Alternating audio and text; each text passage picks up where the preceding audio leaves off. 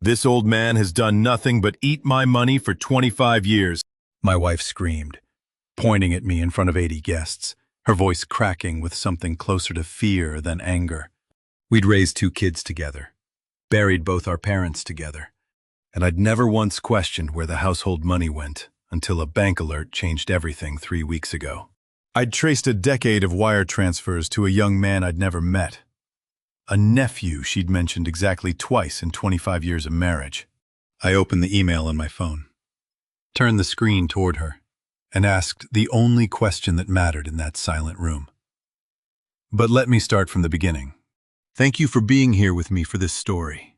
Before we dive in, leave a quick comment and tell me, is it morning, afternoon, or night where you are? I read every comment, and your voice truly matters here. Some details have been fictionalized for storytelling purposes. What matters most is the message and what it might mean for you. Celeste had the venue photos fanned across our dining table like evidence in a trial. 80 guests, she kept saying, as if the number itself mattered more than the people. At 63. I had spent 30 years teaching people how to read a balance sheet, never imagining I'd need those skills to decode my own wife's secrets. But that evening in our Richmond district home, watching Celeste, 50 years old, and radiant in the way people get when they're planning something they believe will change everything, I felt only pride. 25 years of marriage, a milestone worth celebrating. Look at this one, she said, sliding a glossy print toward me. The waterfront banquet hall on the Embarcadero, floor-to-ceiling windows framing the bay. It seats 100, but I want it intimate. 80 exactly. I smiled, reaching for her hand across the table. 80's a good crowd. Both our families, all our friends. 80 witnesses. Vernon. She squeezed my fingers, her eyes bright. Both families, all our closest friends. Everyone who matters will be there to see us celebrate. Witnesses. The word registered as odd a courtroom term. Not a party term, but I dismissed it. Celeste had been an event coordinator for 15 years. She thought in logistics, in head counts, in the mechanics of gatherings. I was reading too much into her professional vocabulary. She pulled out a typed guest list. Names organized by table assignments that didn't exist yet. My sister Harriet, Conrad and his wife, colleagues from my old accounting firm, Celeste's side of the family. Names I recognized from holiday cards and obligatory birthday calls. 25 years, I said, feeling the weight of it. Hard to believe we've made it this far, isn't it? Her smile didn't waver. Oh, we've made it. That's exactly what I want everyone to understand. She stood, gathering the photos into a neat stack. Every movement precise. That precision had always been part of who she was, the woman who color-coded our shared calendar, who balanced our checkbook to the penny before I'd even logged into the account. I'd fallen in love with her competence 25 years ago, trusted it completely. Why would someone married 25 years need to count the audience for her own birthday party? The question surfaced and sank before I could examine it. I was being paranoid. That's all this was, the same attention to detail that had made our life together run smoothly for 2.5 decades. 3 days later, Conrad called my home office. Conrad Hewitt, 62, had moved from accounting to banking 15 years ago, but we'd stayed close. Close enough that when he saw my name flagged in his system, he picked up the phone instead of sending an automated notice. Vernon. His voice carried the careful neutrality of someone delivering news that could go either way. I'm calling as a friend. Your name came up in our monitoring system. A large withdrawal from your retirement account. I set down my coffee, the mug making a dull thud against the desk. That's impossible. I haven't touched that account in months. Must be a system glitch. Maybe. The pause stretched too long. But the amount. I think we should meet. Coffee this weekend. The word withdrawal hung in the air between us, like an accusation I didn't yet understand. How large I heard myself ask. Another pause. Substantial enough that protocol requires I flag it. Look, I don't want to get into details over the phone. Can you come by the branch? Or we can meet somewhere neutral if you'd prefer. My hands had gone cold. Conrad, if there's a problem with my account, I need to know now. I'm not saying there's a problem. I'm saying there's activity I didn't expect to see. And I wanted to make sure you were aware of it before we process the standard review. Processing his words felt like translating a foreign language I'd once been fluent in. Monitoring system, large withdrawal, standard review. My retirement account. The one I'd built over 3 decades of steady contributions. The one I'd explained to clients 1,000 times as untouchable until you were ready to stop working. I'd stopped working 2 years ago. I wasn't ready to touch it. When was this withdrawal? I asked. 3 months ago. September. I'd been golfing with Conrad in September. We'd talked about his daughter's wedding, about whether the Giants had any chance at a playoff run, about everything except my finances because my finances were fine. Stable, managed jointly with Celeste, who'd always been better at the day-to-day administration while I focused on the bigger picture. Except I hadn't authorized any withdrawal. I'll check my records, I said, trying to sound calmer than I felt. It's probably something Celeste handled. She manages most of our accounts now that I'm retired. Sure. Conrad's relief was audible. That's probably it. Joint account access. Right, still. Give me a call after you've had a chance to look things over. Just so we can close the loop on our end. I told myself it was nothing the same lie we tell ourselves when the ledger starts showing numbers that don't add up, but we're not ready to ask why. After Conrad hung up, I sat staring at my phone, trying to construct a rational explanation. System error. Duplicate transaction flagged by overzealous software. Anything but what my 30 years of reading balance sheets whispered in the back of my mind. On Celeste's digital calendar, still open on the shared tablet she'd left on my desk that morning. A new entry caught my eye. LS-2 p.m. No context, no explanation. I closed the tablet, picked up my coffee, took a sip that had gone cold. That evening, I would log into our accounts alone and begin to understand what 3 decades of trust had hidden. That evening, after Celeste went to bed, the laptop screen glowed blue in my dark office, casting shadows across 30 years of tax returns filed neatly on the shelf behind me. All the years I'd taught Celeste how to read these very numbers. I pulled up our joint checking account first. The login credentials auto-filled from memory. Muscle memory of 1,000 routine checks. Balance comfortable. Recent transactions ordinary. Grocery store charges, utility payments, the streaming services we never watched but kept paying for. Everything exactly where it should be. See, I whispered to the empty room. Normal. Nothing to worry about. But Conrad had mentioned the retirement account specifically, not the checking account. The retirement fund I'd built over 3 decades contributions from every paycheck. Careful growth. The safety net that let me retire at 61 instead of working until I dropped. That account lived behind different credentials. Higher security. The kind of protection you put on money you're not supposed to touch. I clicked through to the investment portal. Entered my username. Password required. I tried the usual one. Incorrect. The backup variation I used for financial sites. Incorrect. My chest tightened. When had I last logged into this account? 6 months ago. A year. Celeste handled the quarterly reviews, sent me summaries in neat email updates. I skimmed and filed.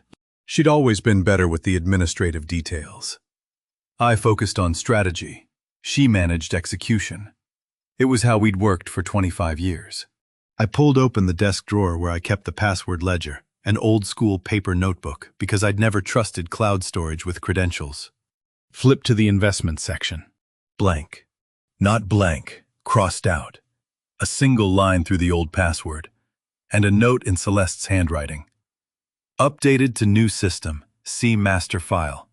What master file? Trust is a filing system someone else maintains. You only discover the gaps when you need a document that should have been there all along. I sat back in my chair, the leather creaking in the quiet house. Celeste had reorganized our home office 2 years ago when I retired, digitized everything, she'd said. Created cloud folders, set up automatic backups, made it all streamlined and modern. I'd been grateful, relieved to hand off the tedious maintenance work. But now I didn't know where my own retirement account password lived. I could wake her up, ask her for the credentials, watch her face when I explained Conrad's call, gauge whether surprise or guilt flickered across her expression. Or I could wait. Call Conrad back tomorrow. Get the records directly from the bank. Bypass the filing system entirely. The clock on my computer showed 11:47 p.m. Too late to do anything but spiral. I closed the laptop, the blue glow dying, leaving me in darkness except for the streetlight filtering through the window blinds. Upstairs, I could hear the old house settling, the familiar sounds of a structure we'd lived in for 18 years. Every creak mapped in my memory. Safe, known, home, except somewhere in this house. Filed in a system I'd trusted someone else to maintain. Was evidence of something Conrad thought I needed to see. I didn't sleep well. The next morning, Celeste was already in the kitchen when I came downstairs, her hair still damp from the shower. Scroll through her phone while the coffee maker hissed and gurgled. "You were up late," she said without looking up. "Everything okay?" "Just catching up on some files. You know how it is." She glanced at me then, a quick assessment, then returned to her phone. "Don't work too hard. Save your energy for the party planning. I'll need your help with the final head count." I poured coffee, watching her over the rim of my mug. She tapped something on her screen, smiled at whatever message had arrived, then stood and carried her phone toward the bathroom. "Be right back," she called. The bathroom door clicked shut. I stood alone in the kitchen, holding coffee that had gone bitter on my tongue. How many ordinary mornings had I missed the signs because I was too comfortable to look? She'd always taken her phone everywhere, to the bathroom, to the bedroom, face down on restaurant tables. I'd thought it was just her generation's attachment to connectivity. But now, standing in our kitchen listening to the water run, I cataloged the small protections, the angled screen when she texted, the flip to face down when I entered a room, the face recognition instead of a simple pin. Behaviors I'd seen 1,000 times and never questioned, because questioning meant doubting. And I'd spent 25 years building a marriage on trust. The water stopped. I heard her moving around, the familiar routine of morning preparation. When she emerged, makeup touched up, phone back in her hand, she kissed my cheek on her way to grab her work bag. "Another site visit today," she said. "Won't be home until 6. There's leftover chicken in the fridge if you get hungry." "Sounds good." She paused at the door, keys jingling. "Vernon, you seem distracted. Is something wrong?" The question hung between us, an opportunity to ask about the calendar entry, about the retirement account, about whether she'd updated the password without telling me. "I'm fine," I said. "Just thinking about the party. 80 guests is a lot to coordinate." Her smile brightened. "We'll make it work. We always do." The door closed. Her car started. The sound of her leaving faded down the street. The decision settled into my chest with the weight of 30 years collapsing into a single choice. Trust what I'd always trusted, or trust what I'd spent a career learning to see. I picked up my phone, waited until I heard her car turn the corner, counted to 60, then dialed. "Conrad," I said when he answered. "It's Vernon. I need everything, every statement, every transfer, every footnote." "You couldn't get into the account?" "No. And I need to know why." He was quiet for a moment. "This weekend. Coffee at that place on Clement Street. I'll bring everything I can access."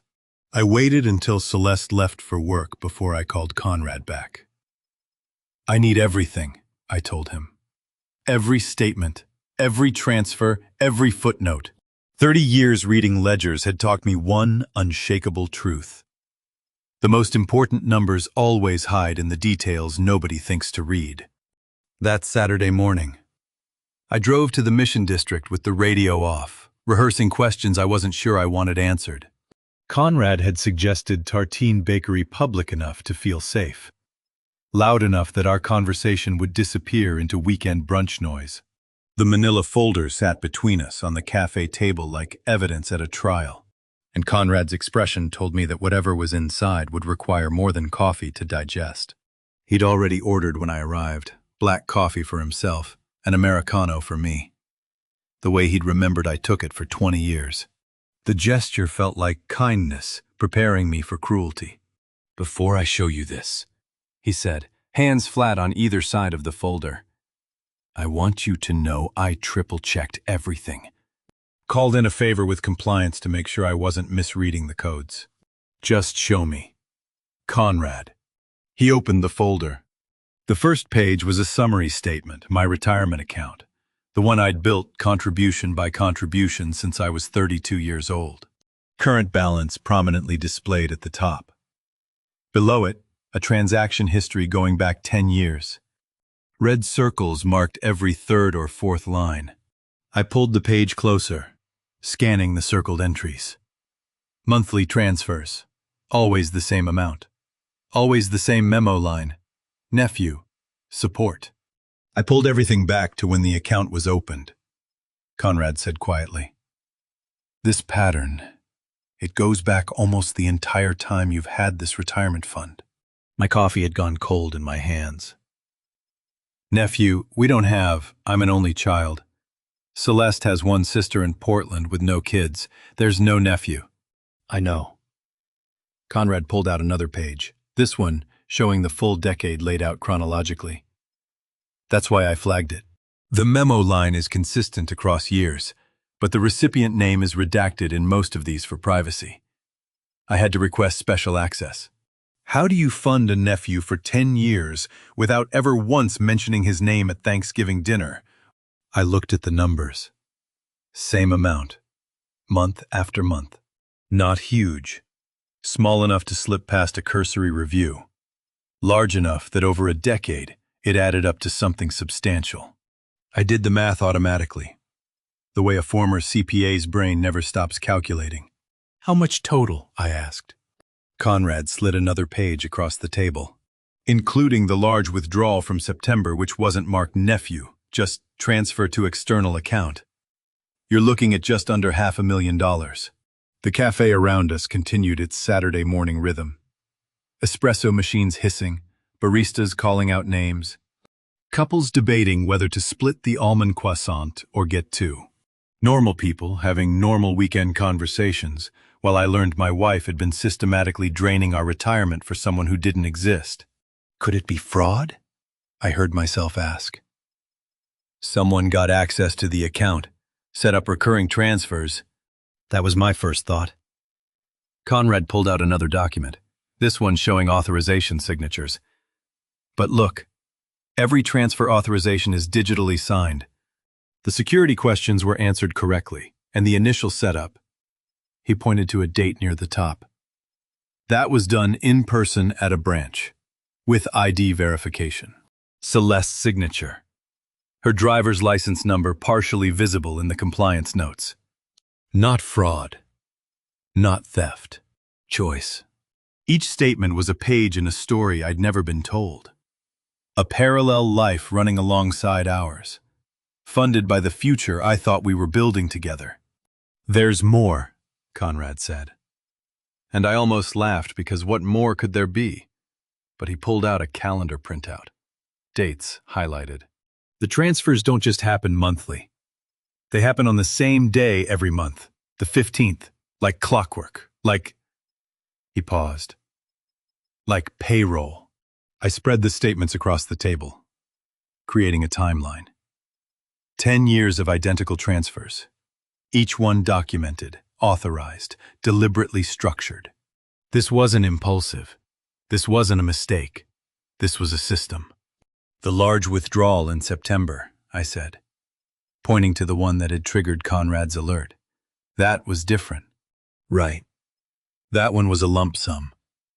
$480,000. Moved to an external account I don't have access to track. Different authorization process. Required two-factor verification. The works. Could you see who authorized it? Conrad's silence was answer enough. Celeste, I said. He nodded. I sat back in my chair, the wood hard against my spine.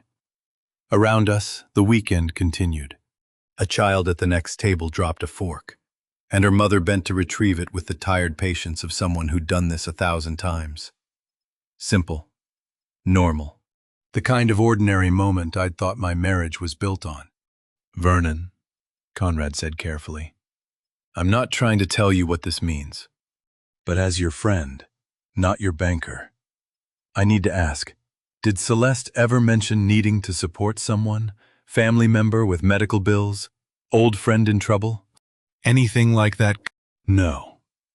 The word came out flat. Nothing. We talk about finances every month. At least, I thought we did. She sends me summaries. I review them. We discuss any major expenses. There's never been a nephew. Never been unexplained transfers. These would have shown up. Unless, Conrad said gently, the summaries she sends you aren't complete. The cafe noise, espresso machines hissing. Weekend conversations rising and falling became white static against the silence opening up inside my chest. I pulled out my phone. Opened email. Found Celeste's most recent quarterly financial summary. Sent 2 weeks ago. Detailed breakdown of our checking account, savings, even the investment portfolio. Professional, thorough, complete. Except it wasn't. Because none of these transfers appeared anywhere in her reports. She hadn't made a mistake. She'd curated what I saw. Shown me the marriage she wanted me to believe in while building something else entirely with money I'd earned. She was saved and trusted her to protect. I spread the statements across the table chronologically. 10 years of identical monthly transfers forming a pattern so deliberate it looked like payroll. A nephew we never had, I said quietly. Funded by a retirement I thought we were building together. Conrad's silence confirmed what I already knew. Whoever this was. Celeste had chosen him over our future, and had been choosing him, month after month, for longer than some marriages last. I drove home from the cafe with Conrad's manila folder on the passenger seat. That night, after Celeste went to bed, I pulled out the statements. And the night after, and the night after that. 3 nights running. I'd waited until Celeste fell asleep before spreading the bank statements across my desk, like a puzzle I couldn't solve. Or maybe like one I was afraid to finish. The house settled around me with familiar creaks. From down the hall, I could hear Celeste's even breathing, the sound that used to comfort me.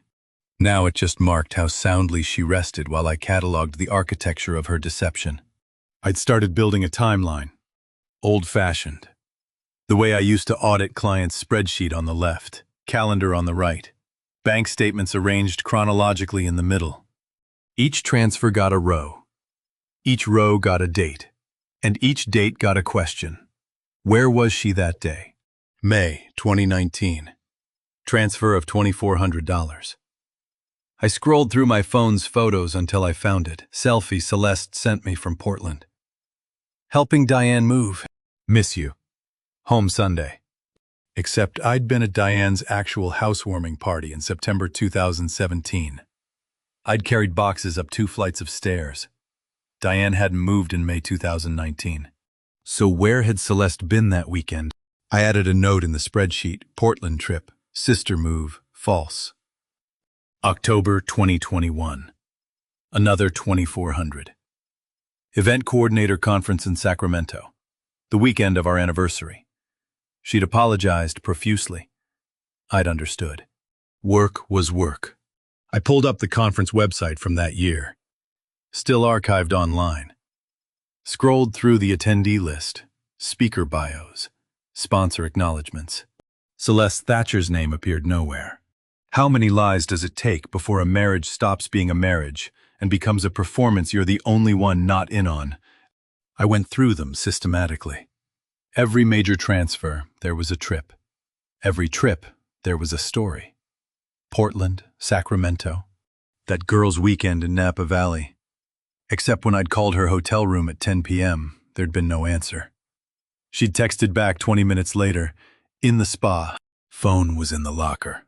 The spa had closed at 9. I'd checked the hotel website then, planning to book her a massage. I'd filed the discrepancy away as memory error. But I hadn't remembered wrong. I'd just been married to someone who counted on me not checking. January through March 2020, the transfers stopped. During lockdown, of course they did. Whatever this was required her to go somewhere. See someone. Maintain something that couldn't be done from our dining room table where we'd both worked for 8 months. Then April 2021, when travel restrictions eased. The pattern resumed, like clockwork. Like she'd been counting the days until she could get back to whoever this nephew was. Each statement was a breadcrumb I'd been too satisfied to follow. And now the trail led somewhere I hadn't imagined needing to go. I pushed back from the desk, eyes burning from screen glare and 3 nights of minimal sleep. The shared calendar was still open on my laptop. Celeste's color-coded life displayed in neat blocks. Work meetings in blue, personal appointments in green, the mysterious LS entries in yellow. I scrolled forward, looking for patterns. There! Another one. LS, 2 p.m., next Tuesday. The second appointment in 2 weeks. 2 appointments in 14 days, I whispered to the empty office. People don't see their friends that regularly with calendar precision. Friends you grabbed coffee with spontaneously. Friends you texted when you were free. You didn't schedule friends with the regularity of dental appointments. But lawyers, you scheduled like that. Estate planners, financial advisors, people you paid by the hour. People who kept meticulous records, people who helped you plan for futures your spouse didn't know about. I pulled up the first LS entry from 2 weeks ago. Same day of the week, same time, same yellow tag. Before that, 3 weeks to find the previous one. Bi-weekly meetings, professional intervals. The kind of schedule that suggested ongoing consultation, not casual friendship. 10 years funding someone who didn't exist. And now professional consultations with someone whose full name she wouldn't even write down. The pieces were forming a picture, but not the one I'd initially imagined. This wasn't an affair. Affairs were messy, emotional, unpredictable. This was systematic, organized. The work of someone building towards something specific, with the kind of long-term planning I'd once admired in her. You teach someone to read financial statements for a quarter century, and they learn exactly which numbers to hide where you won't think to look. I opened a new search tab, typed in variations of LS plus San Francisco, plus attorney, plus financial planner. Too many results. I needed more information. A full name, an address, something concrete to trace. The party was 12 days away. 80 witnesses, she'd said. The numbers still bothered me. The specificity of it. The way she'd corrected herself from guests to witnesses like the distinction mattered. What kind of birthday party needed witnesses? My phone buzzed. Text from Harriet. Celeste asked me to help set up party early. You okay with me driving in Friday before? I stared at the message. Celeste was coordinating with my family, pulling them into whatever this party was actually for, using relationships I'd built over 6 decades to fill her audience of 80. I typed back, of course, always good to see you. But I thought, she's building something, and she's using everyone I love as materials. I closed the laptop and filed the statements back into their folder, leaving no trace I'd been investigating. Across the hall. Celeste slept soundly in the bed we'd shared for 25 years, dreaming dreams I was no longer part of. I wouldn't confront her, not yet. Numbers don't lie. But people do. And I needed to know which story these numbers were really telling before I let her start writing the ending. I spent the next 3 days doing what I'd taught corporate clients to do when they suspected embezzlement. Follow the money with methodical precision. Document everything. Let the numbers tell the story. Emotion tried to obscure.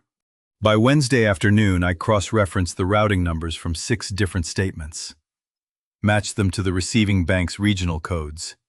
And finally, after 30 years of teaching clients to follow money trails, I had a name. Silas Moreno. I sat back in my office chair, staring at the screen where the bank's compliance portal displayed the recipient's customer profile. Basic information only. Age, account opening date, billing address. No photo, no employment data. Just enough to confirm the account was real and the person existed. Silas Moreno, 25 years old. Account opened 10 years ago when he would have been 15. I ran the name through every database I could access. No mutual friends on social media. No connection to Celeste's event coordination business. No overlap with my former accounting firm. I checked our family tree going back 3 generations on both sides, looking for a Moreno anywhere in the branches. Nothing. The name meant nothing. That somehow made it worse. If Celeste had been funneling money to a nephew I'd somehow forgotten, there would be Christmas cards, graduation announcements, the paper trail of family connection. If this was an old friend's kid she'd taken under her wing, there would be mentions over dinner, casual updates about how he was doing in school. But in 25 years of marriage, across thousands of conversations, the name Silas Moreno had never once crossed her lips. I pulled the billing address from the profile and plugged it into mapping software. The pin dropped 3 hours north, in a university town I'd driven through exactly once on the way to a conference in 2018. I zoomed in. Student housing complex. The kind with alphabetized buildings and parking lots full of rusting Honda Civics. Not a condo Celeste might have bought for a lover. Not a house they shared on romantic weekends. A cramped apartment near campus where graduate students lived on stipends and ramen budgets. I opened our credit card statements next, searching for correlation. If this was an affair, there would be evidence beyond the transfers. Hotel booked in that university town. Restaurant charges. Gifts purchased and shipped to that address. The financial fingerprints of intimacy. I went back 5 years in our joint card history, searching every transaction for that city, that zip code. Anything that would place Celeste in proximity to Silas Moreno. Nothing. No hotel rooms, no anniversary dinners, no jewelry stores or flower shops or any of the small romantic expenses that affairs leave scattered through credit card records like breadcrumbs. What kind of affair lasts 10 years without a single hotel receipt? A single romantic dinner? A single gift that would show up in credit card records? I pulled up the transfer history again, studying the pattern. Same amount every month, $2,400, like clockwork. The consistency of a car payment, a mortgage, a legal obligation, like child support. The thought arrived fully formed. Unwelcome. Impossible to dismiss once it had entered my mind. Silas Moreno, 25 years old, which meant he'd been born when Celeste was 25. The year before we'd met. The year she'd spent working in Seattle at her first event coordination job. She'd told me about that year, briefly. A difficult period, she'd said. Learning to be independent. She'd moved back to San Francisco, and we'd met at a friend's party 3 months after her return. I'd fallen in love with her competence, her self-sufficiency, the way she'd built a life for herself. Had she been building a life for 2 years? I pulled up a calculator. Did math I'd avoided until now. $2,400 monthly, 12 months a year, 10 years. $288,000. Plus the large withdrawal from September, another $480,000. $768,000 total. Moved from our retirement account to support someone whose existence Celeste had never acknowledged. The numbers told a story, just not the one I'd been bracing myself to read. This wasn't passion. It was obligation. I opened a new browser tab, searched for the university whose zip code matched the student housing address, pulled up their graduate program directory, typed Silas Moreno into the search field. One result. Moreno. Silas. Department of Environmental Science. PhD candidate. 3rd year. Research focus. Sustainable urban water systems. A doctoral student. Supported by monthly transfers that had started when he was 15. Not when you support a lover, but when you start saving for a child's college fund. My phone buzzed. Text from Celeste. Running late, site visit went long, dinner around 7. I stared at the message. At the casual domesticity of it. The performance of normal marriage continuing even as I sat here cataloging evidence of a parallel life she'd maintained since before we'd exchanged vows. I typed back, "No problem, see you then." My hands were steady, that surprised me. I'd expected rage, betrayal, the hot emotions that accompany discovering infidelity. But this felt different, colder. Like finding architectural drawings for a building you'd been living in for 25 years and realizing you'd only ever seen half the rooms. I pulled up the satellite view of the address, zooming in until I could see the parking lot, the clustered buildings. The bikes locked to railings, outside units that probably rented for $900 a month. The address led to a student apartment complex. Not a love nest, not a second life, something else entirely. And the name Silas Moreno was the thread I'd have to pull to unravel whatever Celeste had been hiding since before we'd said our vows. Friday morning. I told Celeste I was driving to Napa to look at a property an old client wanted me to assess. The lie came easily. Too easily, considering I'd spent 25 years building a marriage on honesty I'd thought was mutual. 2 hours into the drive north on Highway 101, I'd rehearsed 17 different opening lines for when I knocked on Silas Moreno's door and discarded every one. Because I still didn't know what question I was actually asking. Are you sleeping with my wife? Are you her son? Why has she been sending you money since you were 15 years old? None of them felt right. All of them assumed answers I couldn't predict. The university town materialized around mile marker 142 off-ramp. Gas station, chain restaurants giving way to tree-lined streets and bike lanes. Student housing complexes clustered near campus like barnacles on a ship's hull. I found the address easily. Building C of the Redwood Grove Apartments. A 3-story structure that had probably been beige before decades of weather had faded it to the color of old dishwater. I parked 2 blocks away, engine ticking as it cooled, hands still gripping the steering wheel. What was I expecting to find? A sign taped to his door explaining why my wife had been funding his life for a decade. I'd brought binoculars, the kind bird watchers use, innocuous if anyone asked. I felt ridiculous pulling them from my glove box, like a private investigator in a bad movie. But I'd driven 3 hours. I'd already crossed lines I couldn't uncross. I adjusted the focus on Building C, scanning the 2nd floor walkway, where Unit 2C's door sat wedged between identical units. Nothing.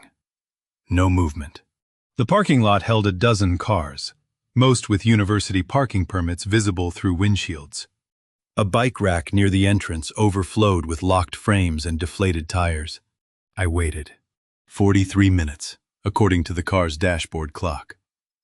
Long enough that I started questioning the entire expedition. He could be in class, at a lab, anywhere but here.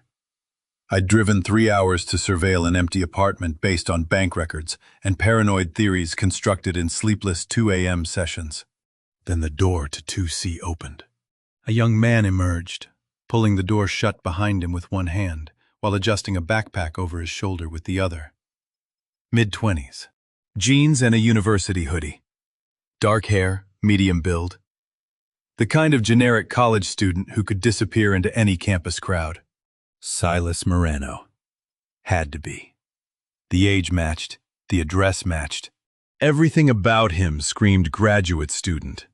The worn backpack, the reusable water bottle clipped to a carabiner, the distracted expression of someone mentally rehearsing research data while his body went through the motions of leaving home. He paused on the walkway, patting his pockets. Phone, keys, wallet, the universal check before leaving. Then he shifted his backpack, rolling his shoulders in a movement that should have meant nothing. But I'd seen that exact gesture before. That specific way of settling weight. The angle of the shoulders. The small adjustment of posture that came from carrying heavy loads. I lowered the binoculars. Pulse suddenly loud in my ears. Where had I seen that movement? Silas started down the stairs, taking them two at a time with an easy rhythm. He pulled out his phone, checked something, then pocketed it again. Turned left toward the parking lot's exit. Walking with purpose toward campus. Recognition hit like cold water, not of him, but of something in him I'd been living with for 25 years without ever seeing it reflected back. The walk. The gait. The slight lean forward when concentrating on something ahead. I'd watched Celeste walk exactly that way 10,000 times. Crossing our kitchen, heading to her car. Moving through crowds at parties with that same efficient, focused stride. No. I raised the binoculars again, hands shaking enough that the image wavered. Silas reached the parking lot's edge, stopped to let a car pass. Stood in profile, sunlight catching his features. The angle of his jaw. The set of his cheekbone. The way his head tilted slightly when he was thinking. I'd seen that profile in our bathroom mirror every morning for 25 years. Not mine. Hers. The math didn't work. He was 25. We'd been married 25 years. But Celeste was 50 now. Which meant 25 years ago, when I'd met her at that party in San Francisco. When she'd told me about her difficult year in Seattle. When she'd built a life she described as independent and self-sufficient. She'd already been a mother. The binoculars slipped in my grip. I set them on the passenger seat with hands that felt disconnected from my body. Silas crossed the street. Disappeared around a corner toward campus. Gone. A stranger I'd observed for less than 5 minutes, who'd somehow upended every assumption I'd built a marriage on. I started the car, drove 2 blocks. Pulled over again because my hands were shaking too badly to trust myself on the highway. A son. Celeste had a son. Not an affair. Not a nephew who didn't exist. A child she'd raised in secret or not raised at all, just funded from a distance while building a completely separate life with me. 25 years of marriage.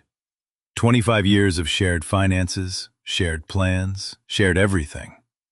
And she'd never once mentioned the child she'd had before we'd met.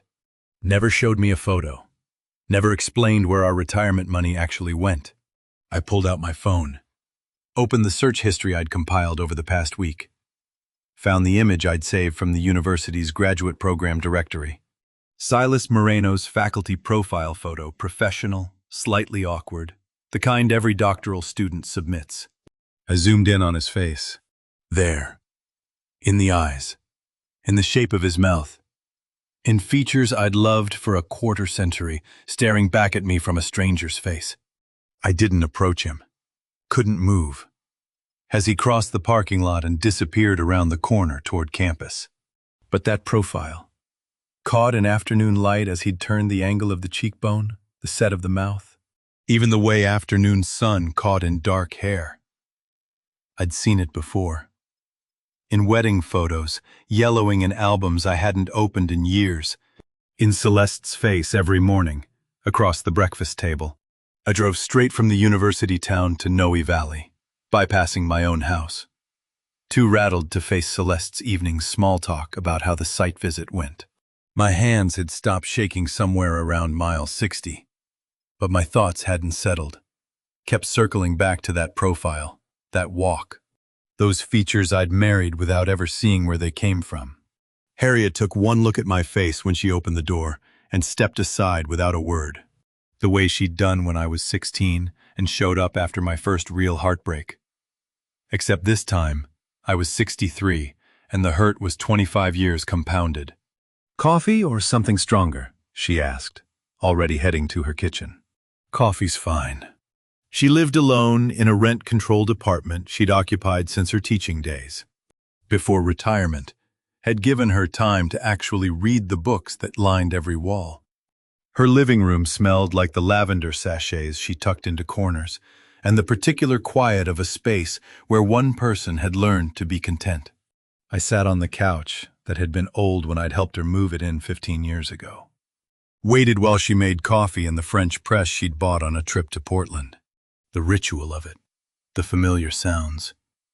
The measured movements gave me time to figure out where to start. She handed me a mug, settled into the armchair across from me, and waited. 60 years old, retired from 3 decades of middle school English, with the same patient expression she probably used on 12-year-olds trying to explain why their homework was late. "Tell me," she said. So I did. Everything. Conrad's call about the withdrawal, the bank statements showing 10 years of transfers to someone named Nephew who didn't exist, the cross-referencing with Celeste's trips, the lies layered into ordinary explanations, tracing the recipient to Silas Moreno, 25 years old, graduate student, 3 hours north. Driving there today, watching him emerge from student housing, seeing features I'd loved for 25 years reflected in a stranger's face. 25 years old, Harriet said when I finished. Not a question. A statement that carried the math I'd been avoiding. "You've been married 25 years, Vernon. Do the math you've been avoiding." Saying it out loud, hearing myself lay out the evidence like a case I was building against my own marriage, made it real in a way the numbers alone hadn't. A son. The word felt foreign in my mouth. She had a son before we married and never told me.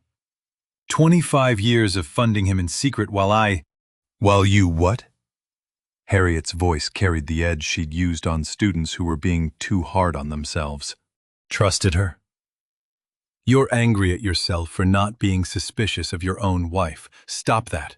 Right now. I set down the coffee I hadn't tasted. How could I not know? How could someone hide a child for 25 years? By being very careful. By having a husband who trusted her to manage details. By counting on you to be exactly who you are. Decent, busy with your career, not the type to dig through old files looking for secrets. She leaned forward, elbows on her knees. The question isn't how you didn't know. The question is why she never told you. Why hide him?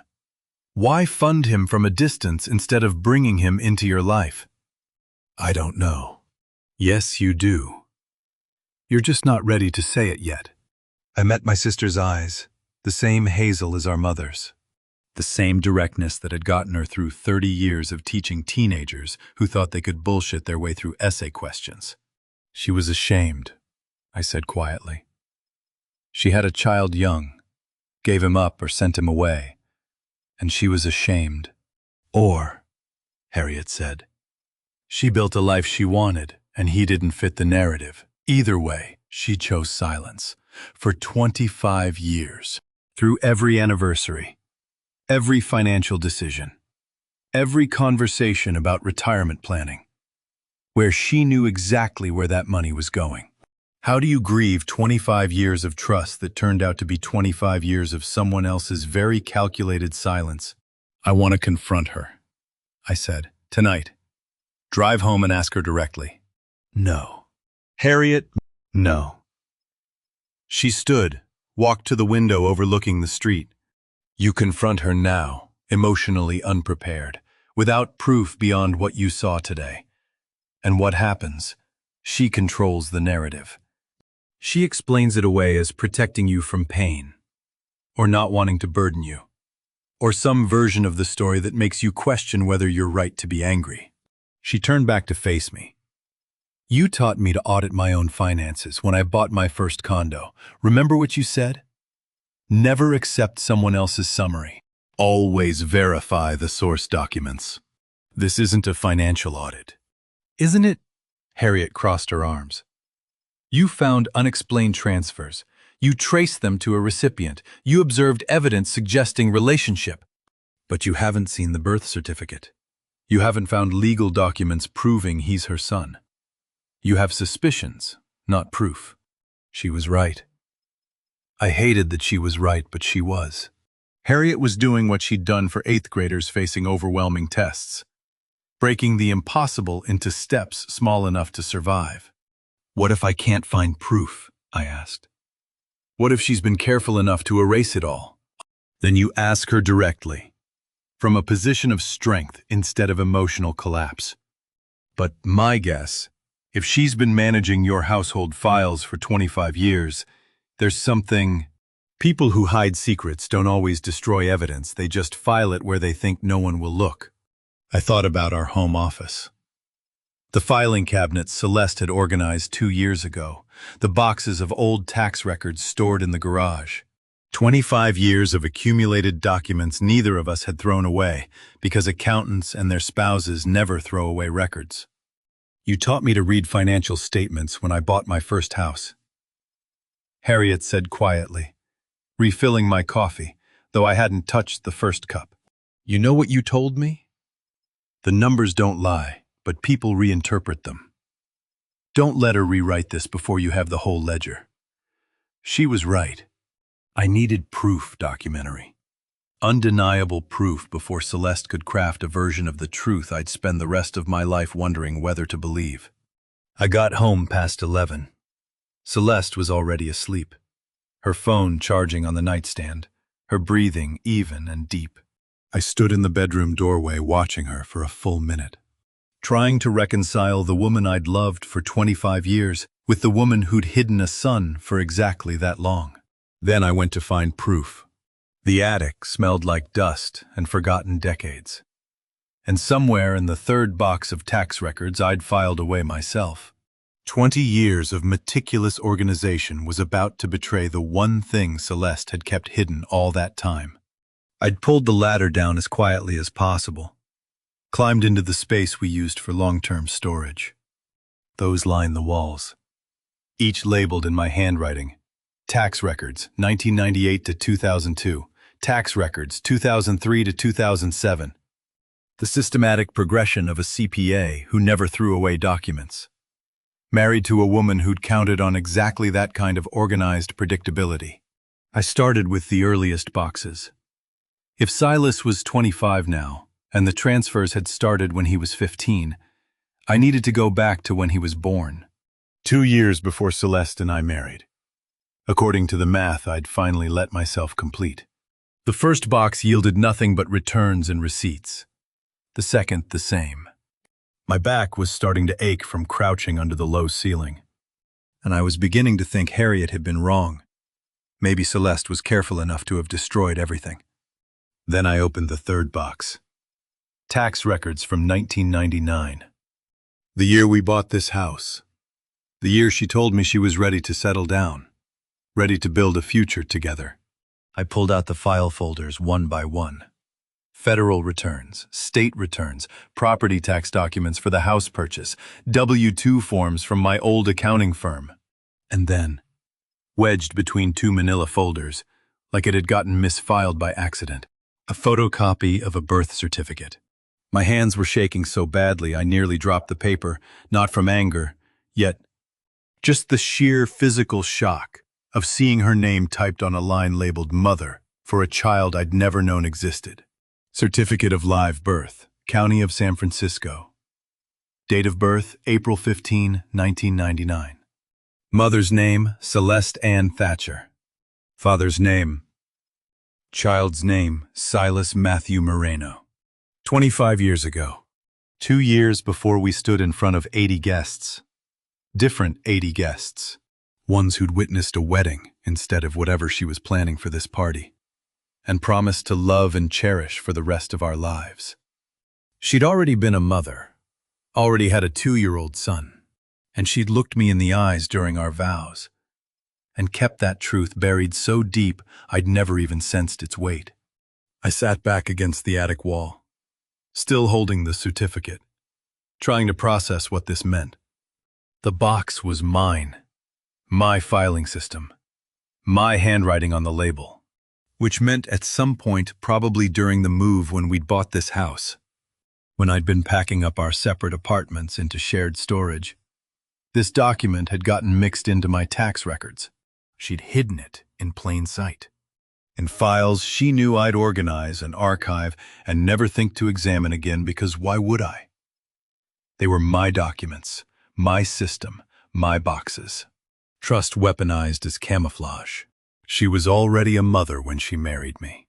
I read the certificate again, looking for details I'd missed. The hospital where he was born, San Francisco General, the time of birth 3:47 a.m. Weight, length, all the statistics that mark a human being's arrival into the world. Matthew. His middle name was Matthew, my father's name. Had she named him that deliberately? Some kind of tribute to the family she was joining? The man she was marrying? While keeping the actual child himself a secret? Or was it coincidence? A common enough name that meant nothing. I'd never know unless I asked her. And asking her meant confronting her. And confronting her meant what divorce? Starting over at 63. Accepting that 25 years of marriage had been built on a foundation with a child-sized hole in it, she'd simply refused to acknowledge Moreno. Not her surname, which was the same when we married as it was now. The father's last name, presumably. The blank line where his first name should have been told its own story. Either he'd never known about Silas, or he'd known and wanted no legal connection. How do you spend 25 years sleeping next to someone who's been carrying this kind of weight without ever once letting it slip? Not a single photograph on our walls. Not a mention at Thanksgiving when families shared updates. Not a moment of vulnerability on an anniversary night when we'd had too much wine and talked about roads not taken. Nothing. Perfect, calculated silence. I thought about the transfers. $2,400 a month for 10 years, before that large withdrawal. Child support. I'd thought when I first saw the pattern, and I'd been right. Just not in the way I'd imagined. Not court-ordered support for a secret affair child. Voluntary support for a son she'd chosen to keep at arm's length. Funding his life from a distance while building a completely separate one with me. The party was 7 days away. The LS meetings every 2 weeks, the careful planning, the 80 witnesses. I'd thought I was investigating an affair. Then a hidden child. But sitting in the attic, holding proof of both, I realized I'd been investigating something else entirely. An ending Celeste had been planning for long enough that she'd hired legal counsel, scheduled bi-weekly strategy sessions, and orchestrated a public event with the precision of someone who'd thought through every angle except the one where I'd actually look inside my own boxes. I sat on the attic floor holding that certificate until my legs went numb, reading the same lines over and over until the words stopped making sense. Not infidelity. Something worse. A child she'd carried, raised from a distance, funded in silence for a quarter-century of our marriage without saying his name even once. Not because she didn't trust me with the truth, I realized. Because she'd decided before we ever said our vows that some parts of her life would remain hers alone, no matter how many years we shared a bed. I climbed down from the attic at 2 in the morning, birth certificate folded in my pocket, and slipped back into bed beside a woman I no longer knew. The mattress shifted slightly. She didn't stir. She was sleeping 6 inches away from me, breathing the steady rhythm of someone with nothing to hide. And I wondered if she'd always been this good at compartmentalizing, or if 25 years of practice had made the performance automatic. I lay there in the dark, trying to reconstruct our marriage through this new lens. The year we met, Silas would have been 2, toddler age. Where had he been while she was falling in love with me? With a foster family, with her sister, with someone she'd paid to raise him while she built a life that had no room for the truth. I tried to imagine what would have happened if she'd told me early on. I have a son. I had him young. He's being raised by family, but I support him financially. Would I have stayed? Would I have run? I wanted to believe I would have stayed. But she'd never given me the chance to prove it. Which hurts more that she didn't trust me enough to tell me. Or that she was probably right not to trust me with something this big before she knew me well enough to. Maybe she thought I'd leave. Maybe she was protecting him from a man who might not want another man's child. Or maybe she'd already decided keeping Silas separate was easier than integrating him into whatever life she built next. The transfers made sense now. Brutal, heartbreaking sense. Not a fair spending, maternal obligation, $2,400 a month for 10 years. Child support she'd imposed on herself. On us. Without ever explaining where the money went. I could have been part of his life. Could have helped her. We could have visited him. Brought him in with us. For all three of us. Beside me. Celeste shifted in her sleep, turning toward me. Her hand landed on my chest, an unconscious gesture of comfort. I didn't move. Just lay there feeling the weight of her hand and thinking about all the things she'd never said. Dawn crept through the curtains. Celeste woke around 7, kissed my cheek, and padded to the shower like it was any other Sunday morning. "Running to the farmer's market," she called. "Need anything?" "No, I'm fine." She left at 8. I waited 5 minutes, then went to my office. LS. I'd been circling around those initials for weeks, assuming friend, colleague, anything except what I should have suspected. I pulled up the calendar entry. 2 p.m. appointments. Professional duration. Then I opened a new browser window and started searching. San Francisco divorce lawyers. High asset specialists. 4th result down, Gallagher Family Law. Pierce L. Gallagher, principal attorney. Wrong initials, but I clicked through anyway. Read the bio. Pierce Gallagher specializes in high-asset divorce with particular expertise in complex financial disclosure and strategic negotiation. Complex financial disclosure. Like tracing decade-long transfers to secret children. Each new piece of information was a photograph developing in solution, the image getting clearer. And with it, more damning. I pulled up the staff page. 3 associates, 2 paralegals, an office manager. And there, under of counsel L. Stewart. Lisa Stewart, family law mediation specialist. LS. I clicked her bio. Lisa Stewart brings 15 years of experience in family law mediation, with particular focus on collaborative divorce strategies and asset protection. Collaborative divorce. Asset protection. I pulled up Celeste's calendar. First LS entry 3 weeks ago, second 10 days ago, both Tuesday afternoons when I'd been at my weekly golf game. The party was in 6 days. Not coincidence.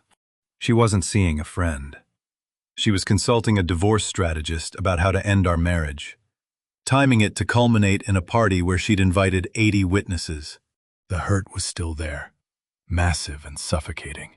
But underneath it, something colder was crystallizing the certainty that I was looking at the opening moves of a game I hadn't known we were playing. Secret son, divorce lawyer, milestone birthday party with 80 carefully selected guests. I read through the services offered.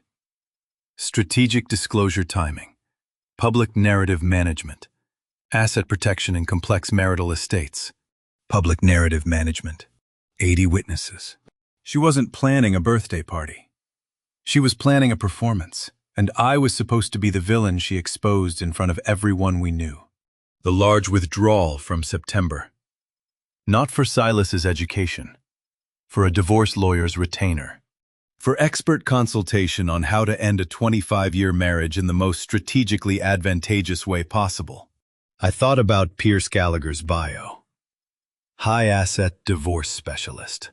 The kind of lawyer you hire when you're planning to take someone apart financially and want it done with surgical precision.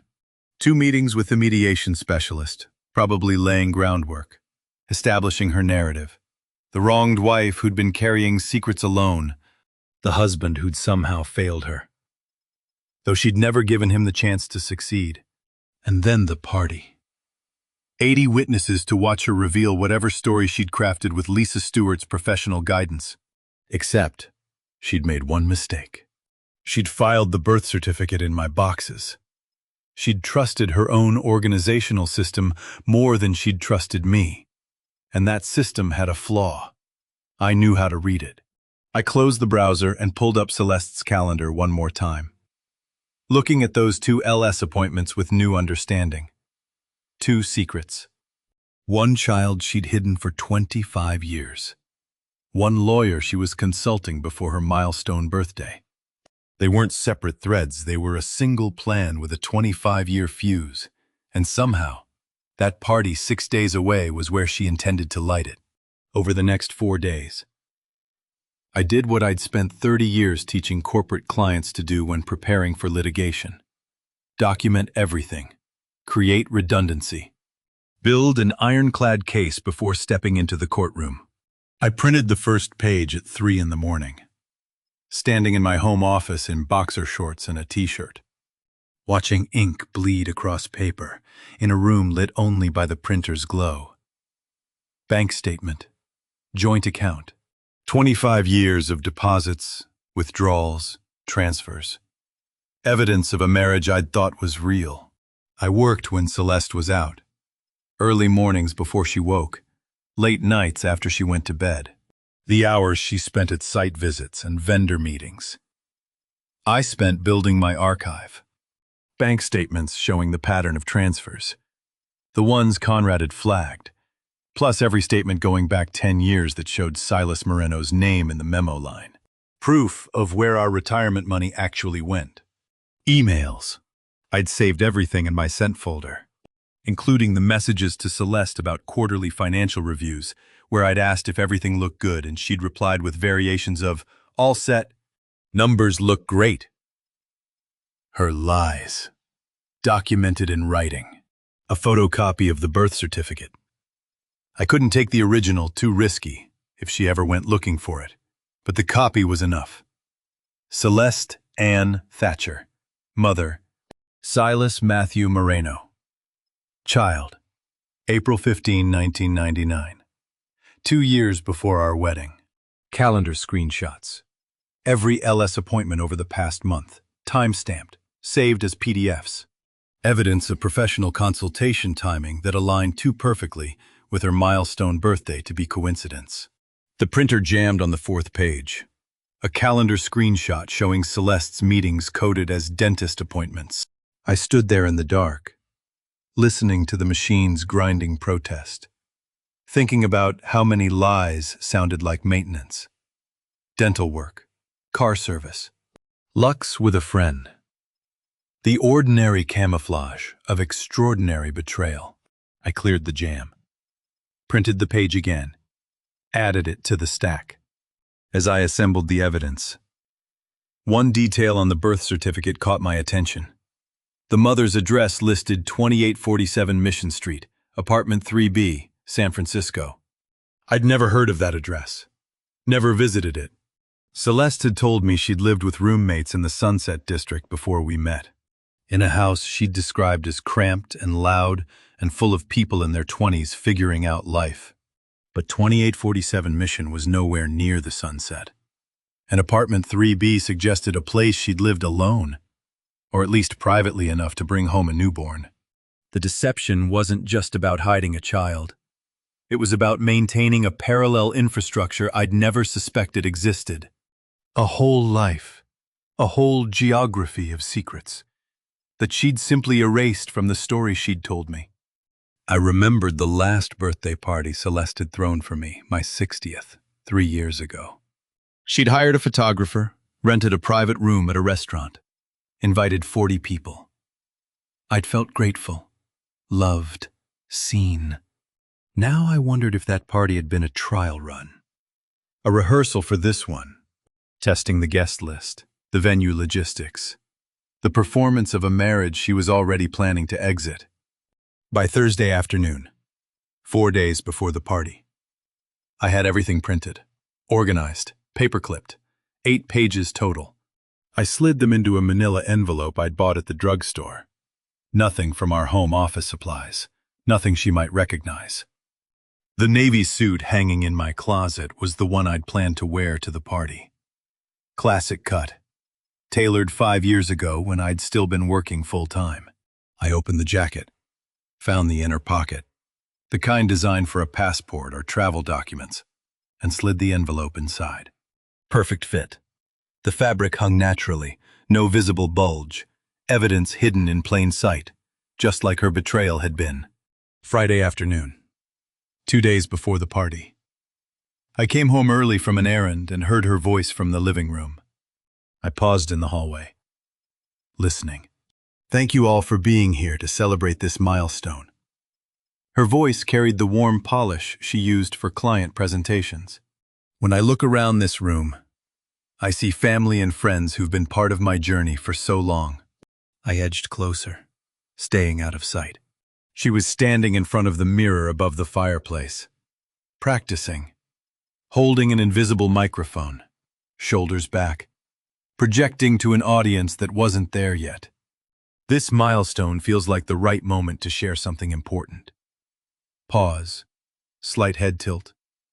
The gesture she used when delivering news that required delicacy. Something I should have been honest about from the beginning. She stopped, shook her head, started over. Thank you all for being here. When I think about this moment, this gathering, I'm struck by how much courage it takes to be truly honest. Better, more polished, the phrasing sharper. She ran through it a third time, and I noticed what was missing. My name. She'd mentioned this milestone. Family gathered here. Important announcement. But in 3 full run-throughs, she never said Vernon. Never said my husband. Never said we. She'd already erased me from the narrative she was about to deliver. I must have made a sound, shifted my weight, breathed too loud because she turned and saw me. The performance mask dropped into place instantly. Smile, relaxed posture, casual explanation ready. Oh, you're home early.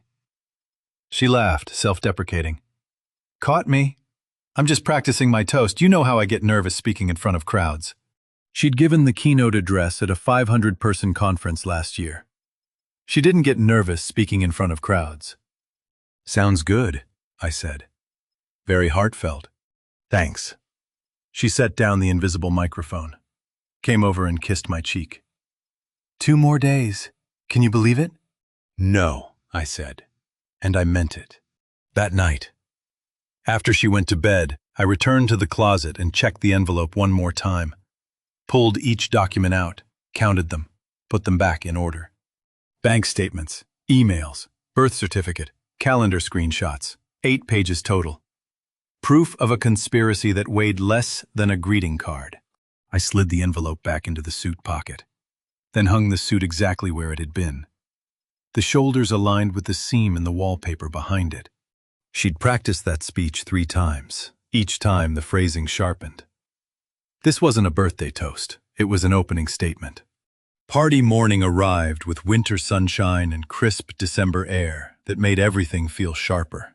I'd slept badly, woken early, spent an hour lying beside Celeste wondering which one of us would draw first blood. I lifted the navy suit from the closet at 7 that morning, felt the weight of the envelope shift inside the inner pocket, and thought this is what carrying a loaded weapon must feel like. The fabric hung properly, showed no signs of the documentation hidden inside. 8 pages. 25 years of calculated deception condensed into something that weighed less than a birthday card. I checked the envelope one more time. Still there. Still secure. Then went downstairs. Celeste was already in the kitchen. Humming. Actually humming. Something she never did. A tuneless melody that filled the space like forced cheerfulness. Perfect day for a party, she said, pouring coffee. Not a cloud in sight. You've thought of everything. I want today to be unforgettable. She smiled, handed me a mug. Harriet texted, she'll be at the venue by 1 to help with setup. That's good of her. We moved through the kitchen like dancers who'd forgotten they hated the song. She made toast. I pretended to read the newspaper. We discussed logistics, arrival time, parking, traffic, normal conversation. Ordinary Saturday morning, planning for a party that would end our marriage. I watched her over my coffee cup. She'd done her makeup already, preparing for an audience. Through the kitchen window, I could see her car in the driveway. And there, visible through the rear window, a small overnight bag on the back seat. She'd already packed. Already decided she wouldn't be coming home tonight. The coffee tasted like 25 years of breakfast. The last one. "Vernon." Celeste was looking at me, head tilted. "You okay? You seem distracted." "Just thinking about the party. Big milestone. 50 feels significant." She set down her mug. "Like a good time to make changes, fresh start and all that." "Right." We finished breakfast in companionable silence that felt like two actors waiting in the wings, each wondering who'd forget their lines first. At 10:30, we went upstairs to dress. Celeste had laid out her outfit days ago. Emerald green dress, sophisticated cut. The kind you wore when you wanted to look powerful. She'd tried it on twice in front of me, asking if it was too much, too formal, just right. Costume testing. Making sure her appearance would photograph well for whatever public scene she'd planned. I pulled on dress pants, a fresh white shirt. Reached for the navy suit jacket and felt the envelope's weight shift. "That suit looks good on you," Celeste said from across the room, adjusting her dress in the mirror. "Thanks. You look beautiful." Nervous. She laughed. Forced. "Silly, right? It's just a birthday party." 80 people is a lot of attention. 80 witnesses, she said, then caught herself. 80 guests, friends, family, everyone who matters. Witnesses. The word she'd used from the beginning. I buttoned the jacket. The envelope sat perfectly against my chest, invisible to anyone who didn't know to look. Celeste approached, reached up to fix my tie. Her fingers worked the silk with practiced efficiency, the same way she'd done 1,000 times. "Today will change everything," she said softly, smoothing my collar. I met her eyes in the mirror. "I know it will." For once, we were both telling the truth. She finished with the tie, stepped back. "Perfect. You look perfect." "So do you." And she did. Polished, prepared, every detail considered. She'd planned this moment down to the smallest element. The venue, the guest list, the speech she'd rehearsed until it was sharp enough to cut. What she hadn't planned for was me learning to read between the lines.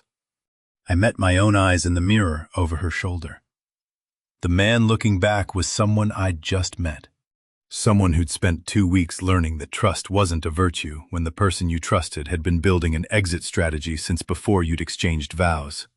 "We should leave soon," Celeste said, checking her phone. "I want to get there before too many guests arrive." "Whatever you need." She went to the bathroom to touch up her makeup. I stood alone, hand unconsciously moving to my chest, feeling the outline of the envelope through the jacket. Bank statements, birth certificate, calendar screenshots, emails, 8 pages documenting what she'd hidden, what she'd planned, what she thought she'd get away with. I wondered what she had planned, how she'd frame it. The long-suffering wife, finally brave enough to leave. The woman who'd carried secrets alone, now seeking freedom from a marriage that had somehow failed despite her best efforts. She'd rewritten our entire history to star herself as the wronged party. I'd seen it in that rehearsal, heard it in the words she'd practiced. But I had evidence, not suspicions. Not hurt feelings. Done proof that she'd lied about finances, hidden a child, consulted divorce attorneys while pretending to plan a birthday celebration. Celeste emerged from the bathroom. Lipstick perfect. Hair touched up. Smile in place. "Ready?" she asked. I thought about the envelope over my heart. The overnight bag in her car. The 80 people waiting to witness whatever she'd scripted. "Ready," I said. She picked up her purse, checked her phone one more time, then came over and smoothed my lapel. Her hands trembled slightly against the fabric. Right over the envelope she didn't know was there. Not calm. Not controlled. Scared. Which meant some part of her knew this could go wrong. Knew that whatever she'd planned might not go exactly as rehearsed. Her hands trembled against my lapel. Right over the envelope she didn't know was there. "Ready?" she asked. I was. We drove to the Embarcadero in separate cars, her idea, citing some excuse about needing to stay late for cleanup. I followed her silver sedan through weekend traffic, watching that overnight bag shift in her back seat every time she changed lanes. The banquet hall glittered like a jewelry box, floor-to-ceiling windows framing the bay, chandeliers catching December light. 80 people I'd known for decades, waiting to celebrate a man who no longer existed. Celeste and I walked in together, her hand on my arm, presenting the united front we'd perfected over 25 years. Guests turned, smiled, approached with birthday wishes and compliments on the venue. Harriet got to me first, pulling me into a hug that lasted a beat longer than usual. "63 looks good on you, little brother," she said. But her eyes were asking a different question. "Are you ready for this?" I nodded slightly. She squeezed my hand and stepped back. Conrad was next, his handshake firm, his expression carefully neutral. "Hell of a party! Celeste outdid herself." "She does like to make an impression." "That she does." He glanced at Celeste across the room, already working the crowd. "You doing okay?" "Ask me in 2 hours." He understood. Conrad had seen the bank statements. He knew what I'd discovered. He'd offered to stay close tonight, be ready to back me up if things went sideways. Every handshake felt like evidence tampering. I moved through the room mechanically, accepting birthday wishes, thanking people for coming, watching Celeste perform hostess with the kind of practiced charm that made everyone feel seen. She was good at this, always had been. Making people feel special. Creating moments they'd remember. Tonight would definitely be memorable. I scanned the crowd, cataloging faces. Family from both sides, friends from my old firm, Celeste's colleagues from the event coordination world, our neighbors, people we'd known for years, decades in some cases, and one notable absence. Pierce Gallagher wasn't here. The divorce attorney Celeste had been consulting for weeks, the one whose firm employed Lisa Stewart, the mediation specialist who'd been coaching Celeste through this exit strategy. He wasn't among the 80 witnesses. That wasn't an oversight. That was strategy. Keep the lawyer away so nobody could connect the dots before she was ready to draw the lines herself. Celeste approached the center of the room, tapped a knife against a champagne glass. The crowd quieted. "Thank you all for making tonight special," she said, voice carrying across the room with practiced projection. "It means the world to have everyone here. We'll have dinner shortly, and then I promise not to bore you with too long a speech." Laughter. Warm. Friendly. Nobody suspected they were about to witness a marriage end in real time. Dinner service began. I sat at the head table beside Celeste, Harriet on my other side, Conrad and his wife across from us. We ate salmon and roasted vegetables, made small talk about the view and the weather and how nice the centerpieces looked. I'd spent 25 years building a life with this woman. She was about to demolish it in under 5 minutes. Celeste barely touched her food. Too nervous, probably, rehearsing her lines, waiting for the moment she'd been planning. I finished my salmon, set down my fork, and waited. Before I tell you what happened when Celeste took that microphone, before I show you how 25 years of lies unraveled in front of 80 witnesses, I need you to comment one thing, A or B, and tell me why in just 5 to 10 words. A equals confront her publicly, or B equals wait and let her speak first. What would you do? Please note what follows includes some recreated dialogue for storytelling impact. But the core truth of what happened that night is exactly as I'm about to share it. Dessert plates were cleared, coffee served. The room settled into that after-dinner contentment. People leaning back in chairs, conversation flowing easily. Then the MC approached the podium. David Torres was a professional event host in his 40s, with the smooth voice of someone who'd introduced 1,000 toasts. Celeste had hired him specifically for tonight. Another detail I hadn't questioned at the time, but now recognized as part of her production. "Ladies and gentlemen," David said, his voice commanding the room's attention. "If I could have your focus for just a moment." The conversations died down. Chairs turned toward the front. "We're here tonight to celebrate Vernon's 63rd birthday. But the woman who truly made this evening possible, who planned every detail, who brought all of you together, is someone who deserves a moment to share her thoughts." And now, a few words from Celeste. Applause. Warm. Generous. People loved Celeste. She'd made sure of that over the years. She stood, smoothing her emerald dress, and I watched her transform. The nervous woman who'd barely eaten dinner disappeared, replaced by the polished professional who commanded rooms for a living. "Thank you, David," she said, walking to the microphone with the same rehearsed grace I'd observed in our living room 2 days ago. My hand moved unconsciously to my jacket, feeling the outline of the envelope through the fabric. She reached the podium, gripped its edges, smiled at the room. 80 faces smiled back, expectant, ready for a heartfelt birthday tribute. I scanned the crowd one more time. A final check before whatever was about to unfold. Third row. Dark hair, 25 years old. Her son was already here. Silas Moreno sat in the third row, hands folded in his lap, watching his mother prepare to speak. The son she'd hidden for our entire marriage. Funded in secret. Raised at a distance while building a completely separate life with me. He was here. In the room. About to witness whatever revelation she'd planned. Had she invited him? Told him what was coming? Or was he here on his own, somehow knowing this was the moment everything would change? The MC invited Celeste to the microphone. 80 faces turned expectantly. Mine was the only one that knew what came next.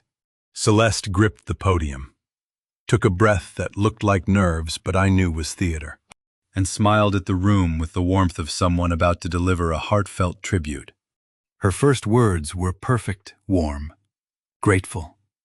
Exactly the script a loving wife would deliver, and I felt my chest tighten, because I'd heard her rehearse this lie until it sounded like truth. "When I look around this room," she began, voice carrying easily across the space, "I see 25 years of friendship, love, and support. Vernon and I met when I was 26.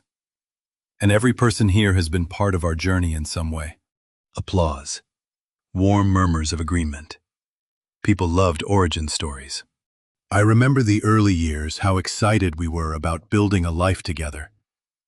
How we'd stay up late planning our future, talking about the kind of partnership we wanted to create. She paused, let the nostalgia settle. And we did create something. A home, a community, a marriage that's weathered its share of challenges. More nods, more warmth. She was good at this, always had been, reading a room, knowing exactly which emotional buttons to press. Vernon and I have been blessed by this community in ways we can never repay. You've celebrated our successes, supported us through difficult times. And tonight, she gestured to the room, the decorations, the carefully arranged tables. Tonight, you're here to mark another milestone. I watched her work the crowd, watched 80 people lean into her narrative.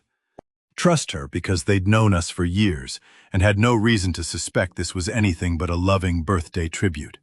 She was erasing me in real time. But tonight feels like the perfect moment to reflect and to be honest. Her tone shifted, just slightly. Still warm, but edged with something that made the room quiet even more. Because honesty, it's something I value, something I think our relationships deserve. My hand rested on the table near my jacket pocket, fingers inches from the envelope that held a very different version of honesty than whatever she was about to deliver. 25 years of marriage teaches you things. Celeste continued. It teaches you about compromise, about sacrifice, about what it means to carry responsibilities quietly, because that's what partnership sometimes requires.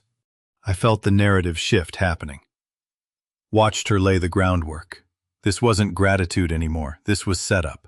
Marriage is about supporting each other's dreams, even when one person does more supporting than the other. She paused. Let that land. Even when the weight isn't distributed quite as evenly as you'd planned. A few uncomfortable shifts in the audience. People weren't sure where this was going, but the tone had changed enough to make them uneasy. She was rewriting history. Positioning her event coordination work the career she'd built after I'd already established myself as a CPA. After I'd funded our life for 3 decades, as if she'd been the provider all along. As if my 30 years of steady income, of client work that had paid for this house and these retirement accounts she'd been draining, had somehow been secondary to her occasional projects. I built a career so we could have security, she said, voice carrying a wistful edge. I managed our home so Vernon could enjoy retirement. I took on the logistics, the planning, the financial details that keep a household running. Financial details. She was actually claiming credit for managing the money she'd been stealing. The room had become a courtroom, and I hadn't been called to testify in my own defense. Some burdens you carry alone.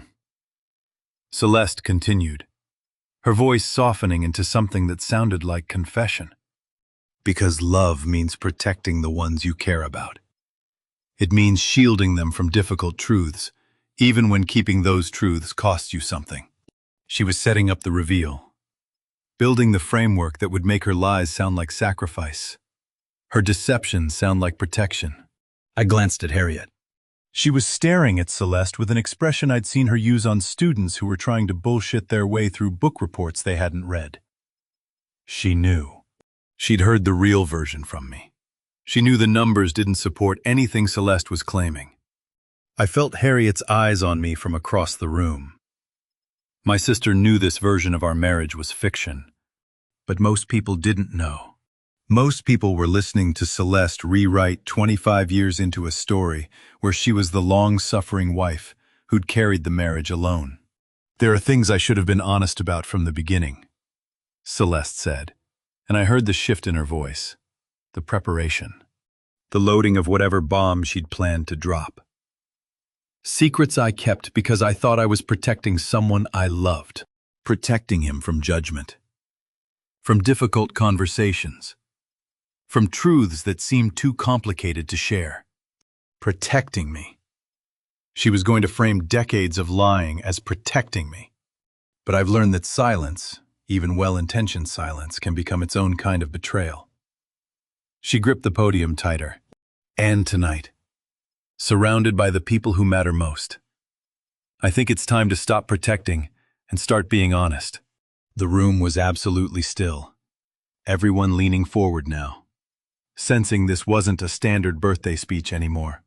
I watched Celeste's eyes scan the room, landing briefly on the 3rd row, on Silas, her son, the child she'd hidden for our entire marriage, funded with my retirement money, raised at a distance while building what I'd thought was a life based on truth.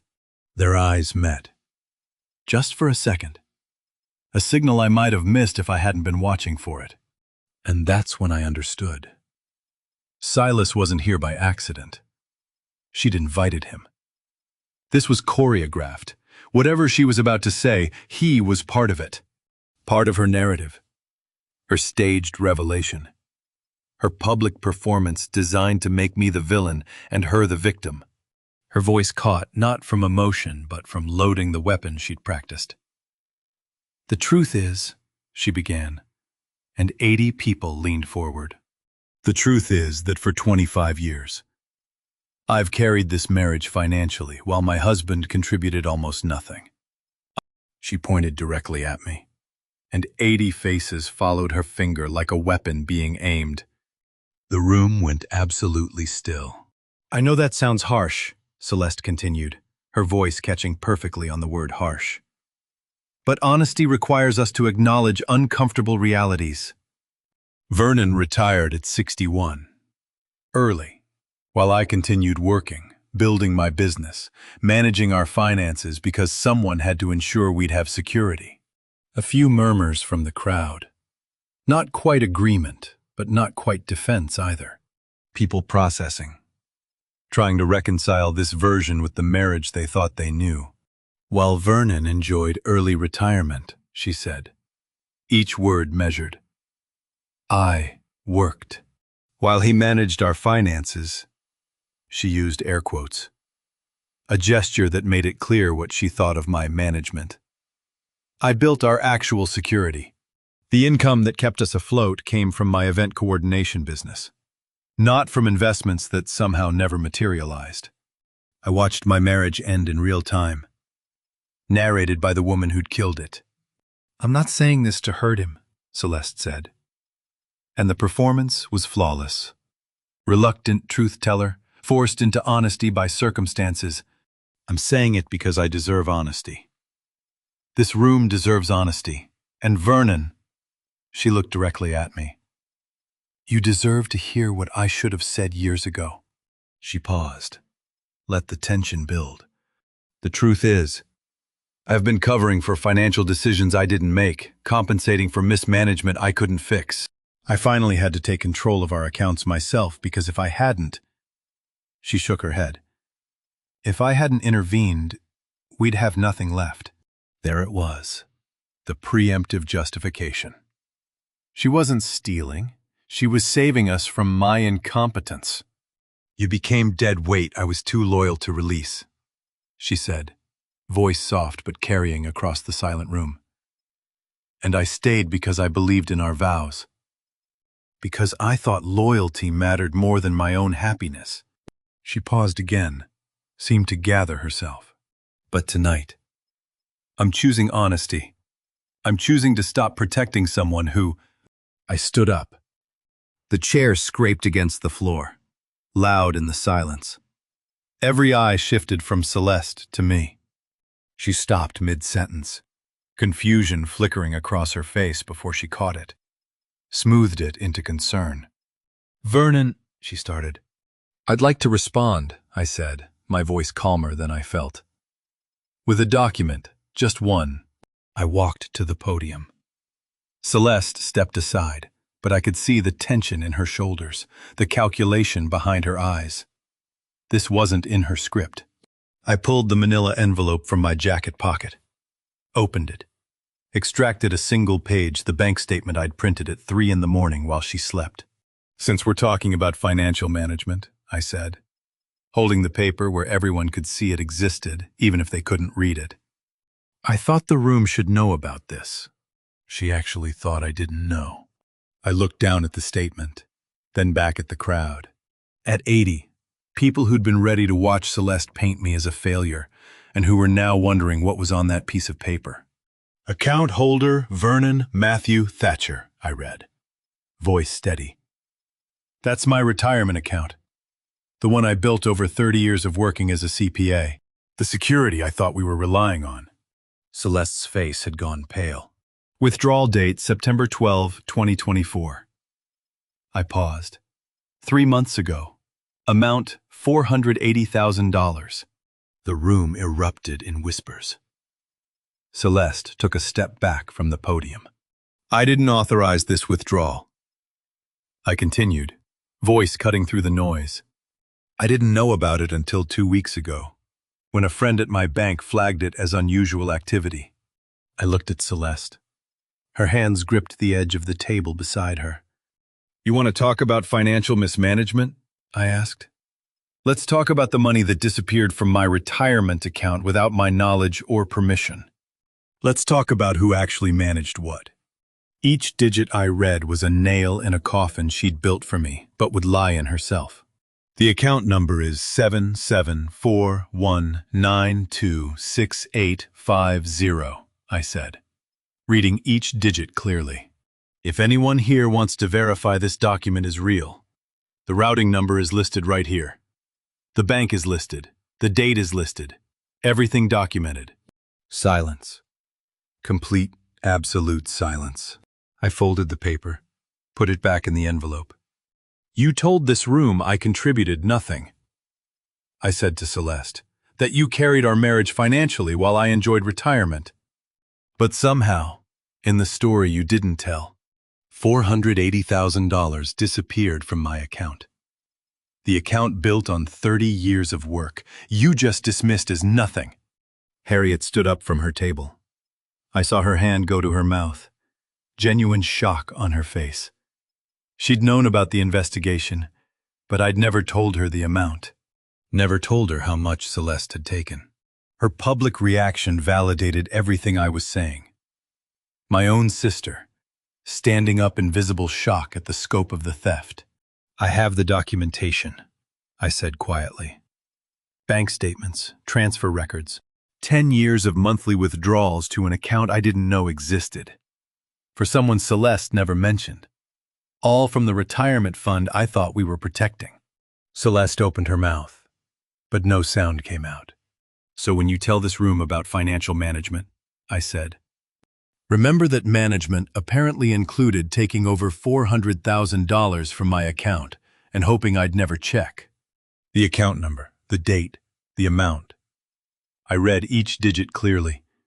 When I finished, the only sound in that ballroom was the bay water hitting the pier outside. The silence lasted maybe 10 seconds. It felt like an hour. Then Celeste moved. She recovered faster than I expected, voice steadying, hands smoothing her dress. Manufacturing composure out of desperation, but I could see the math happening behind her eyes. How much could she salvage, and how quickly? That withdrawal, she said, voice gaining strength, was part of our retirement planning. Vernon must have forgotten we discussed it.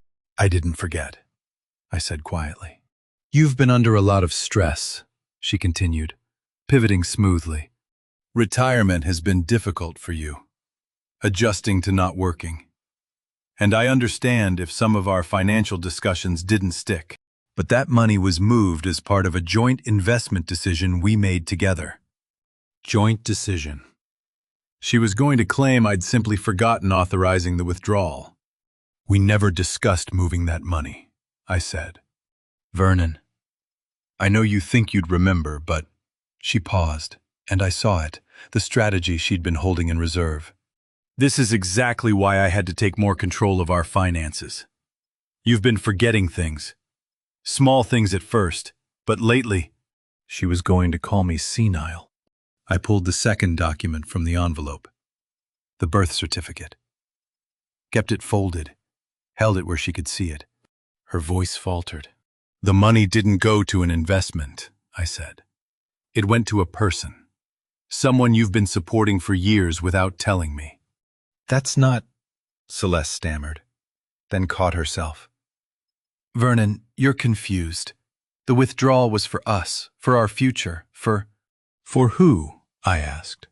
For our security. For… She stopped, recalibrated. He needed it for… The slip hung in the air. Who needed it?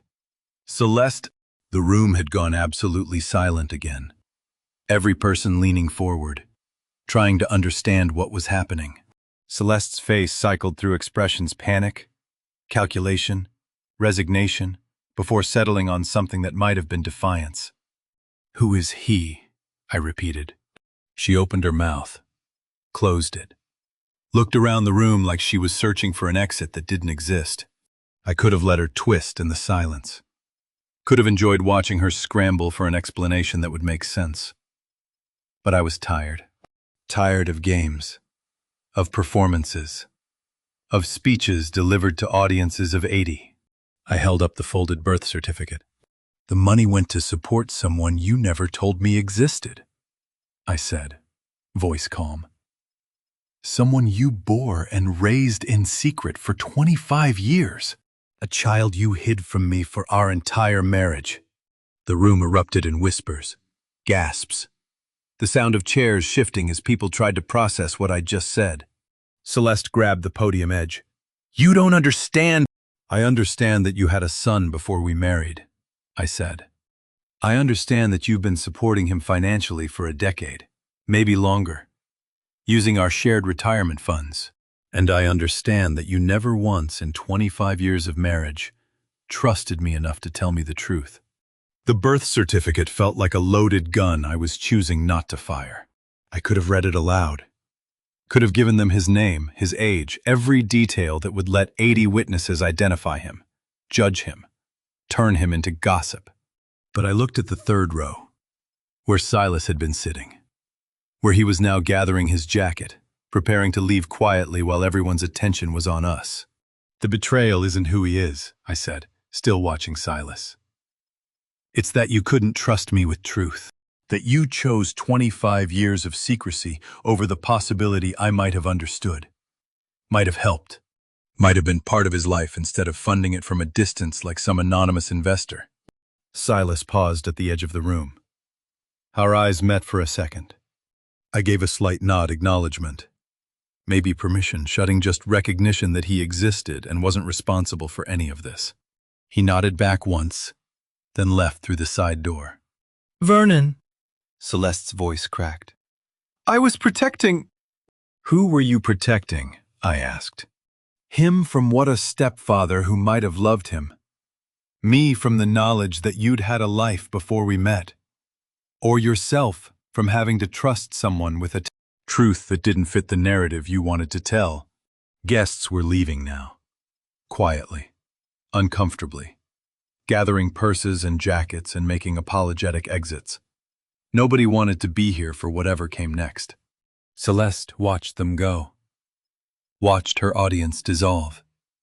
The witnesses she'd carefully assembled to watch her triumph, now fleeing the wreckage of her plan.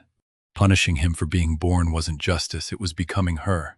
I could have named him, I said quietly, gesturing to the birth certificate still in my hand. Could have read this document aloud. Given everyone in this room his full name, his age, his address. Made him part of the public spectacle you created.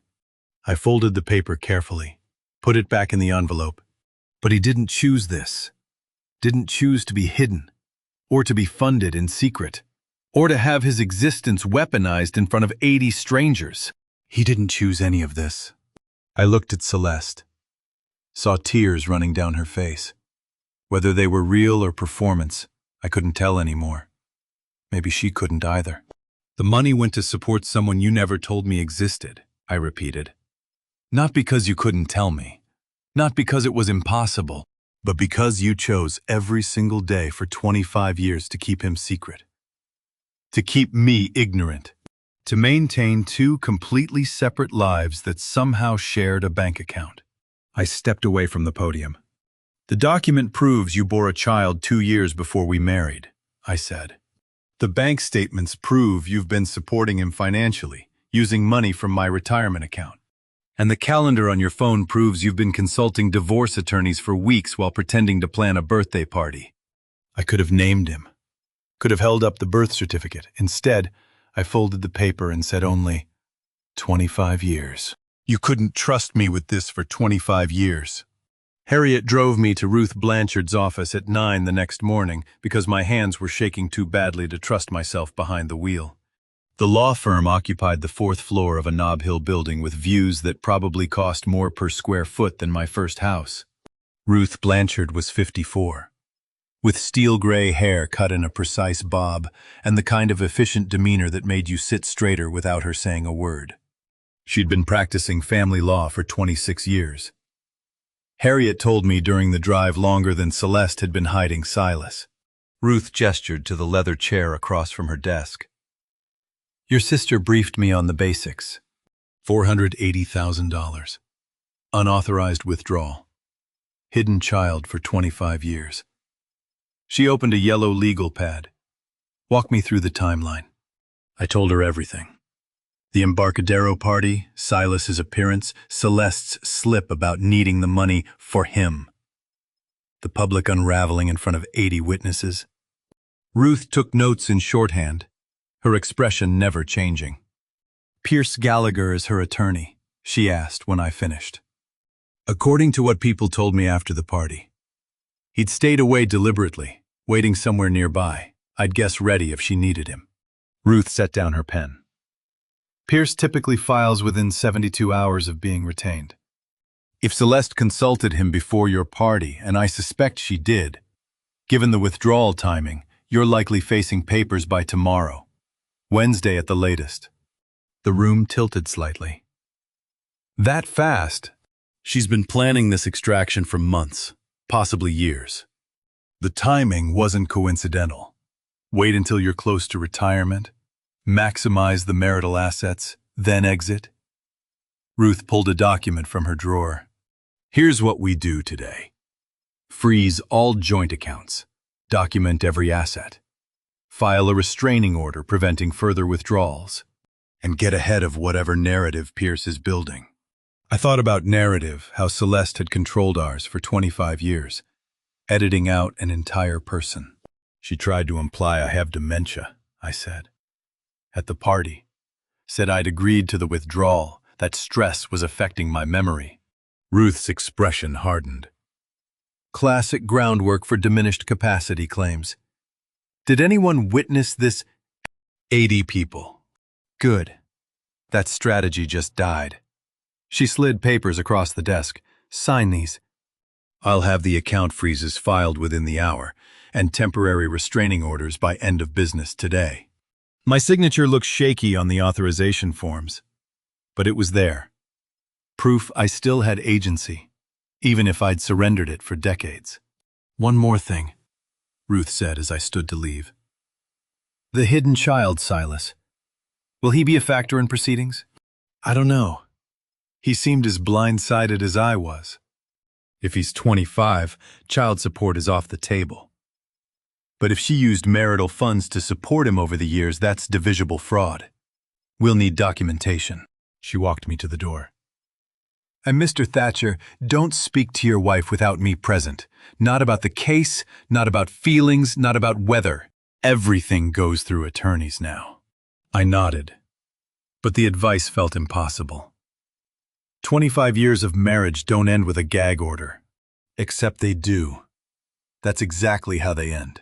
When I returned to our Richmond district house just after noon, Celeste was waiting in the living room. She'd been crying, her eyes were red. Makeup smudged, but she stood when I entered, hands clasped like a penitent. Vernon, please, can we just talk? My attorney advised against that. Her face crumpled. Your attorney you already hired? Someone? I thought we could work this out, just the two of us, like adults. Like adults. As if adults hide children for 25 years and steal retirement funds. Like you worked out the $480,000, just the two of us? That was for emergencies. For Silas, he needed $480,000. I set my keys on the entry table with a sharp click. What was the emergency? Celeste College, down payment, paying you back for keeping him secret. Her tears stopped. Just stopped, like turning off a faucet. You don't understand the pressure I've been under. Raising him alone. Managing his needs. Protecting our family from scandal. Our family. You keep saying that like he isn't part of it. He couldn't be. Her voice rose, echoing off the hardwood. Not without destroying everything we built. Not without destroying your narrative. Your perfect CPA husband who never asked too many questions. She pressed her hands to her face. When she lowered them, the tears were back. But they looked calculated now. Manufactured. I made mistakes, I know that. But we can fix this, Vernon. We can go to counseling. Rebuild trust. Ruth Blanchard is filing restraining orders this afternoon. You won't be able to touch any joint accounts. The mask dropped completely. You're freezing me out. I have a right to that money. You had a right to half. You took $480,000. For our son. Your son. You made that clear for 25 years. I walked past her to the bedroom and started packing. Harriet had already made up the guest room at her place. Clothes, toiletries. The photo album my mother had made, the one that didn't include any pictures Celeste might have edited. I wondered how many photos she'd destroyed.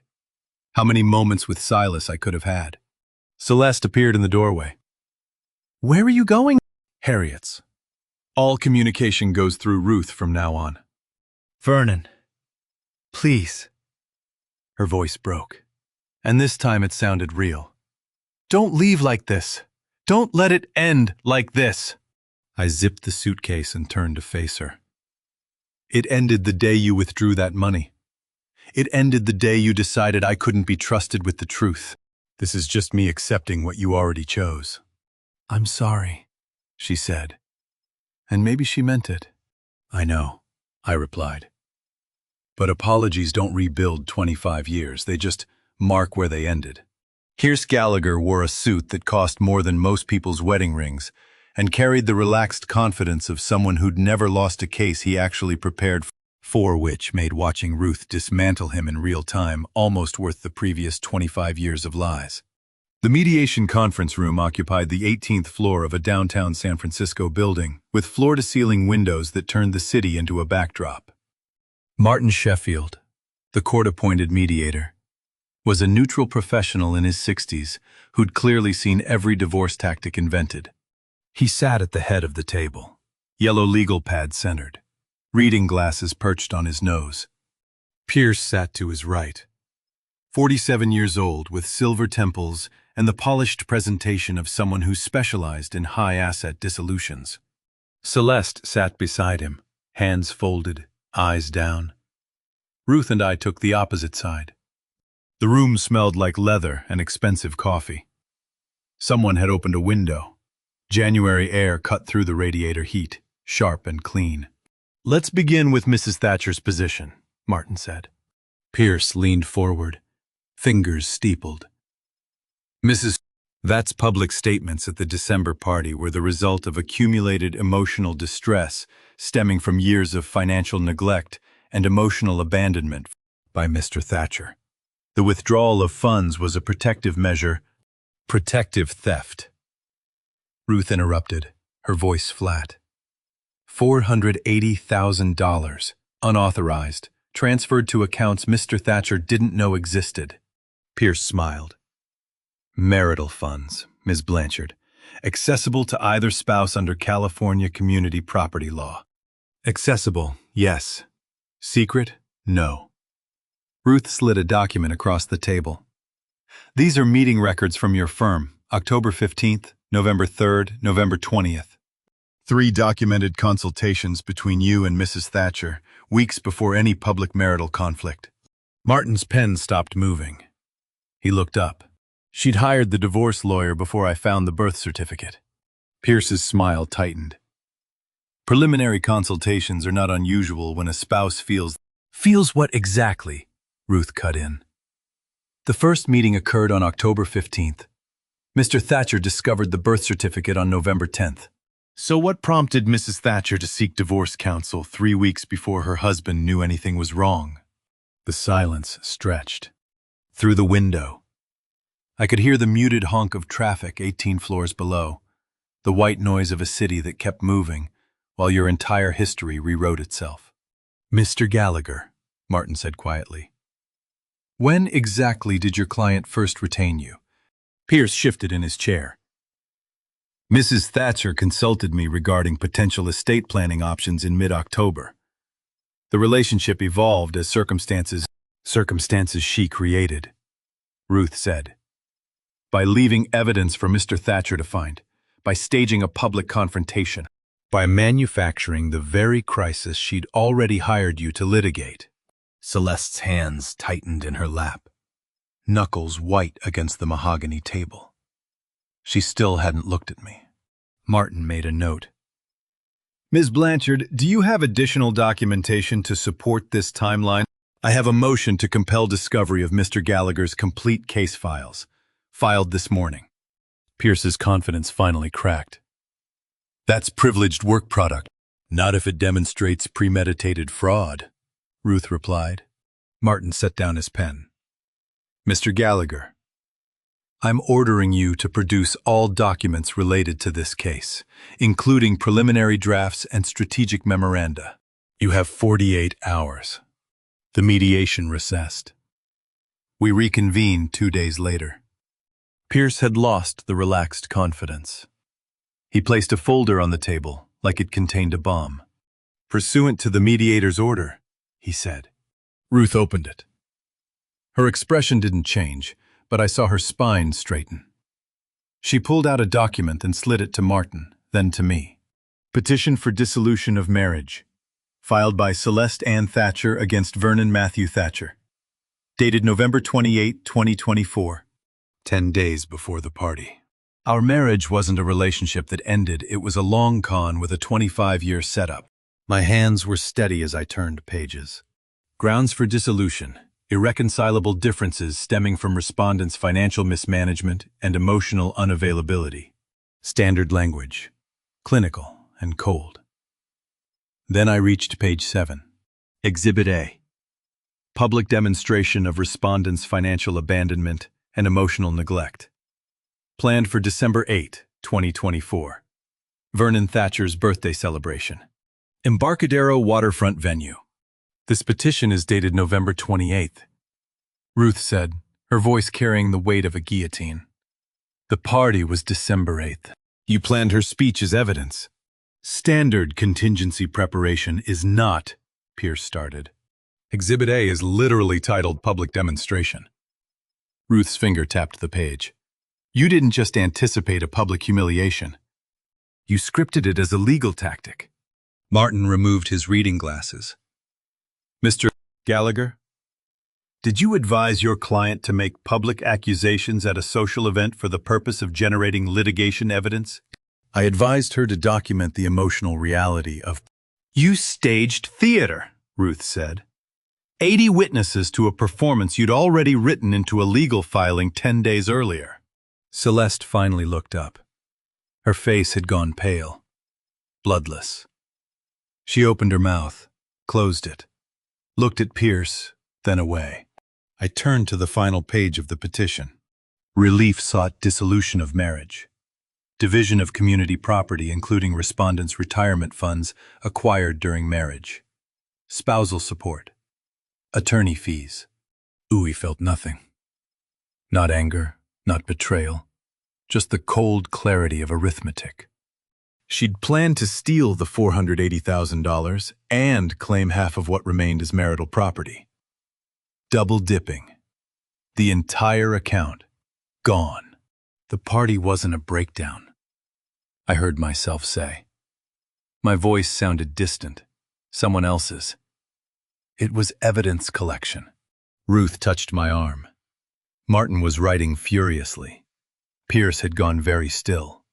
I looked at Celeste across 6 feet of polished wood that might as well have been 25 years of deliberate construction. The careful editing of our marriage. The hidden child. The stolen money.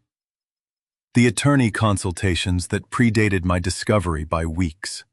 Not a moment of anger. Not even a marriage ending. It was a courtroom exhibit. Scripted and staged, with 80 witnesses, and me as the prop she'd cast 25 years earlier. Ruth slid the settlement document across her desk with the careful neutrality of someone delivering news that could go either way. But her eyes told the story before her mouth did. I'd won everything except what actually mattered. I still hadn't said his name to a stranger. Not at the party, not once since. That much hadn't changed. The mediation had collapsed 3 weeks after the revelation of Pierce's pre-drafted petition. The case went to Judge Eleanor Ramsey for adjudication. And today, mid-February, 2 months after my birthday party became a courtroom exhibit, Ruth had the ruling. Her office smelled like fresh coffee and old law books. Outside the window, San Francisco's financial district moved at lunch hour speed. People heading to meetings that didn't involve dismantling 25 years of marriage. The judge called it one of the most calculated fraud schemes she'd seen in family court. Ruth said, opening the folder. Direct quote from the written opinion. I nodded. My hands rested flat on the armrests, steady. The shaking had stopped weeks ago. replaced by something colder and more permanent.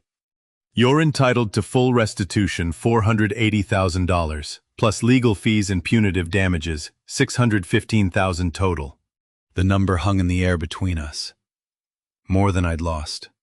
Compensation for the calculated nature of the theft, Ruth had explained earlier. For the premeditation. For the fact that Celeste had hired Pierce before I even knew to look for birth certificates. Celeste's claims to additional marital assets were dismissed. Ruth continued. The court found her documentation fraudulent, her timeline fabricated. She gets nothing beyond her personal property and the car in her name. I picked up the document. The legal language was dense, clinical, but certain phrases jumped out. Deliberate fraud, premeditated extraction, sophisticated deception spanning decades, $615,000, the price of 25 years. Ruth turned a page. There's more. The judge noted that your restraint during the public confrontation specifically, your refusal to name or identify the hidden child in front of witnesses, demonstrated credibility and moral character that strengthened your position. She wrote that, had you weaponized that information publicly, it would have undermined your standing. I looked up. My not destroying him helped me legally. Your restraint proved you weren't interested in vengeance, just truth. Ruth's expression softened slightly. The judge contrasted your behavior with Celeste's pre-scripted performance. One looked like authentic shock and measured response. The other looked like theater. The irony tasted bitter. I'd protected Silas because it was right, not strategic. The fact that it helped me win felt like accidentally profiting from decency.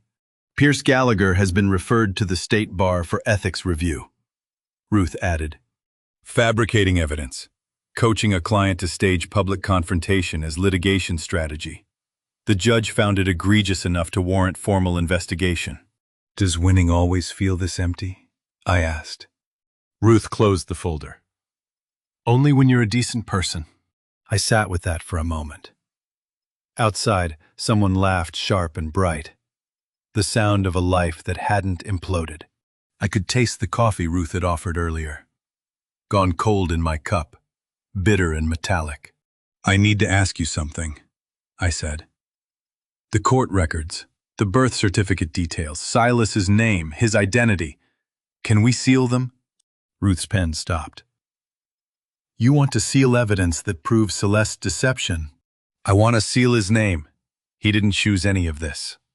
Vernon, you have every legal right to include that in the public record. It strengthens your case. The case is over. I won. You just told me. Public record tells the full story. It protects you from any future claims she might make. He's 25 years old. I interrupted. He showed up at my birthday party and watched his mother's lies detonate in front of 80 strangers. He left without saying a word. Because what could he say? And now his name gets to live forever in court documents anyone can access. Proof of his mother's fraud. Revenge was a loaded gun I kept choosing not to fire. Ruth studied me. You're asking me to reduce your legal protection to shield the son your wife hid from you for a quarter century. I'm asking you to protect someone who never asked to be born into this mess. Neither did I. But I can choose what happens now. She made a note. I'll file the motion. Judge Ramsey will likely grant it given your consistent position on this issue. But Vernon, you understand you're giving up leverage. If Celeste appeals, if she tries to reframe the narrative publicly, and his identity is sealed, then I'll defend myself with the truth that doesn't require destroying an innocent person. Ruth nodded slowly. I'll have the motion filed by end of business today. The relief was physical. My shoulders dropped, tension I hadn't recognized releasing. Through the window, February sunlight cut across the buildings, harsh and clean. Protecting him felt like the first honest thing I'd done in months. There's one more thing, Ruth said, pulling an envelope from the folder. This arrived yesterday, from an attorney representing Silas Moreno. My chest tightened. What does he want? Nothing. It's a thank you letter. She slid it across the desk. His attorney wrote on his behalf, thanking you for protecting his privacy during the proceedings. For not using his existence as a weapon. I picked up the envelope. Plain, professional, no return address beyond the law firm's name. Inside, 2 paragraphs of formal legal language that boiled down to "a stranger appreciated my restraint." The son I'd never met recognized a grace his biological mother had never shown. "He knows I could have exposed him," I said quietly. "Everyone knows," Ruth replied. "You chose not to. That means something." I folded the letter and put it in my coat pocket. $615,000 in restitution. Pierce Gallagher facing ethics charges. Celeste with nothing. Legal victory on every front. And a thank you note from the person at the center of it all, who I deliberately shielded from the blast radius. The law gave me the right to expose everything, I told Ruth. But being right doesn't always mean being whole. Some truths protect themselves by staying private. The judge's signature took 4 seconds, 1 efficient stroke per decade of the marriage it was ending. And when she closed the file folder, the sound of paper on paper was the loudest thing in a room designed for louder endings. Judge Eleanor Ramsey was a family court judge in her late 50s, with the weary efficiency of someone who'd dissolved 1,000 marriages and stopped being surprised by any of them. She sat behind the bench reading settlement terms aloud, in a voice that suggested she'd read these same words with different names every day this week. I sat on the left with Ruth. Celeste sat on the right with Pierce. 20 feet of empty courtroom between us. The physical distance we'd maintained for 3 months, rendered official by assigned seating. Asset division as outlined in settlement agreement is affirmed and enforceable, Judge Ramsey said. Full restitution of marital funds, punitive damages, and legal fees awarded to petitioner as previously ruled. Celeste kept her eyes fixed on the table. She wore a navy suit I'd never seen before, hair pulled back in a style that made her look older, professional, penitent. Another costume for another performance. Except the audience had already left. Pierce sat rigid beside her, his earlier confidence gone. The state bar investigation was ongoing. His reputation was taking damage that Google search results never forget. The marriage between Vernon Matthew Thatcher and Celeste Ann Thatcher is hereby dissolved, Judge Ramsey announced. Effective immediately. 25 years ended with a signature and a folder closing. A clerk brought documents to our tables. Ruth reviewed mine quickly, pointed to signature lines. I picked up the pen, cheap plastic, the kind that comes in bulk boxes, and signed 3 times. Vernon Thatcher. The signature looked the same as it always had, which felt wrong. Shouldn't your handwriting change when your entire history rewrites itself? Across the room, Celeste signed her documents. Her hand moved quickly, efficiently. She didn't look up, didn't look at me, just signed and slid the papers back to Pierce. That's when I noticed it. The wedding ring still on her left hand. Gold band. Simple. The one I'd put there 25 years ago. She was still wearing it. Not as sentiment. Celeste didn't traffic in sentiment, only strategy, but as one final performance for a judge who'd already ruled. A habit of manipulation she couldn't break even when it served no purpose. The ring was a prop she'd forgotten to remove. All signatures obtained, the clerk confirmed. Judge Ramsey made a final note. This matter is concluded. Court is adjourned. No gavel. No dramatic pronouncement. Just the shuffle of papers and scrape of chairs. Ruth touched my elbow. It's done. I nodded, across the room. Pierce guided Celeste toward the exit, one hand on her shoulder like she needed steadying. Maybe she did. Maybe the performance was finally exhausting even her. Outside. Late February sunlight cut through San Francisco's overcast. I could taste the salt air from the bay, carried on wind that smelled like rain coming. The city moved around us, people heading to lunch, to meetings, to lives that hadn't just been legally dissolved. You okay? Ruth asked. I don't know yet, I said. Ask me in a year. 2 weeks later. Harriet helped me move into a studio apartment in the inner Sunset. 400 square feet. One room with a kitchen alcove. Second-hand furniture from Craigslist.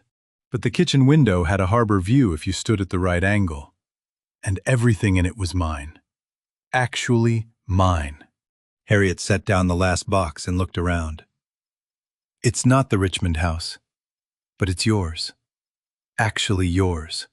I don't need big, I said. I need honest.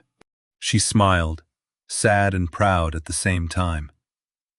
You know you can stay with me as long as you want. The guest room is yours. I know, and I appreciate it. But I need this. I gestured at the small space, the empty walls. I need to wake up somewhere that isn't connected to any of it. The studio felt like learning to breathe in a smaller space that actually had oxygen. We unpacked together. Clothes in the narrow closet, dishes in 3 cabinets, books on the single shelf. I'd kept almost nothing from the Richmond house. Just necessities, and things that predated Celeste. Photos of my parents, my grandfather's pocket watch, the investigation notebook. I filed that notebook in the desk drawer, tucked behind tax returns.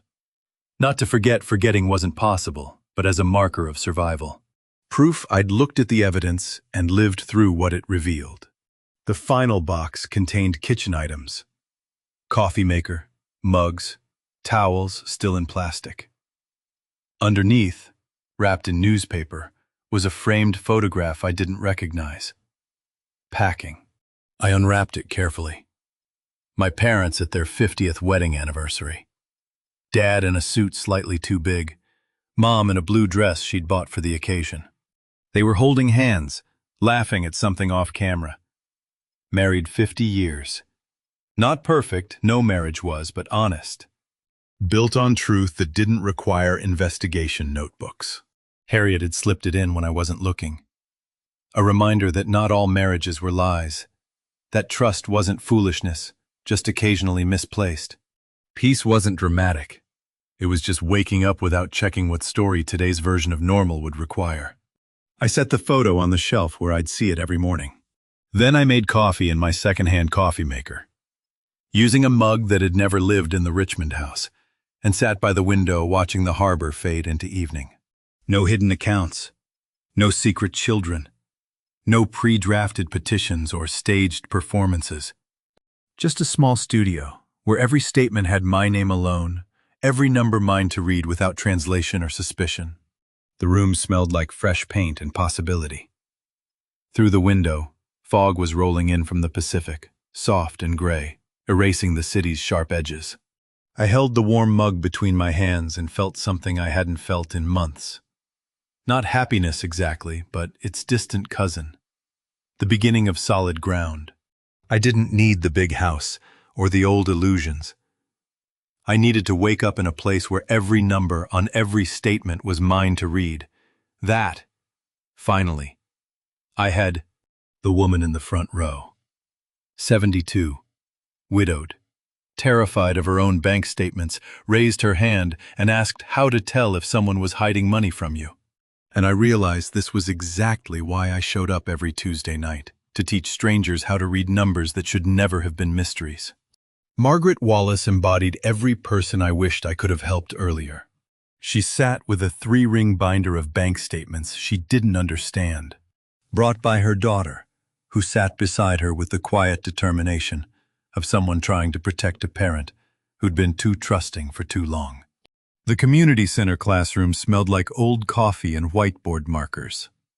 8 students sat at folding tables, most over 50. Some recently divorced, all trying to learn what I'd spent 63 years failing to apply to my own life. How do you know if someone's hiding money from you? Margaret asked again, her voice small. I set down the marker. You start by knowing what you should be seeing. Account statements should match verbal explanations. Large transfers require 2 signatures on joint accounts. Transparency isn't trust, it's verification.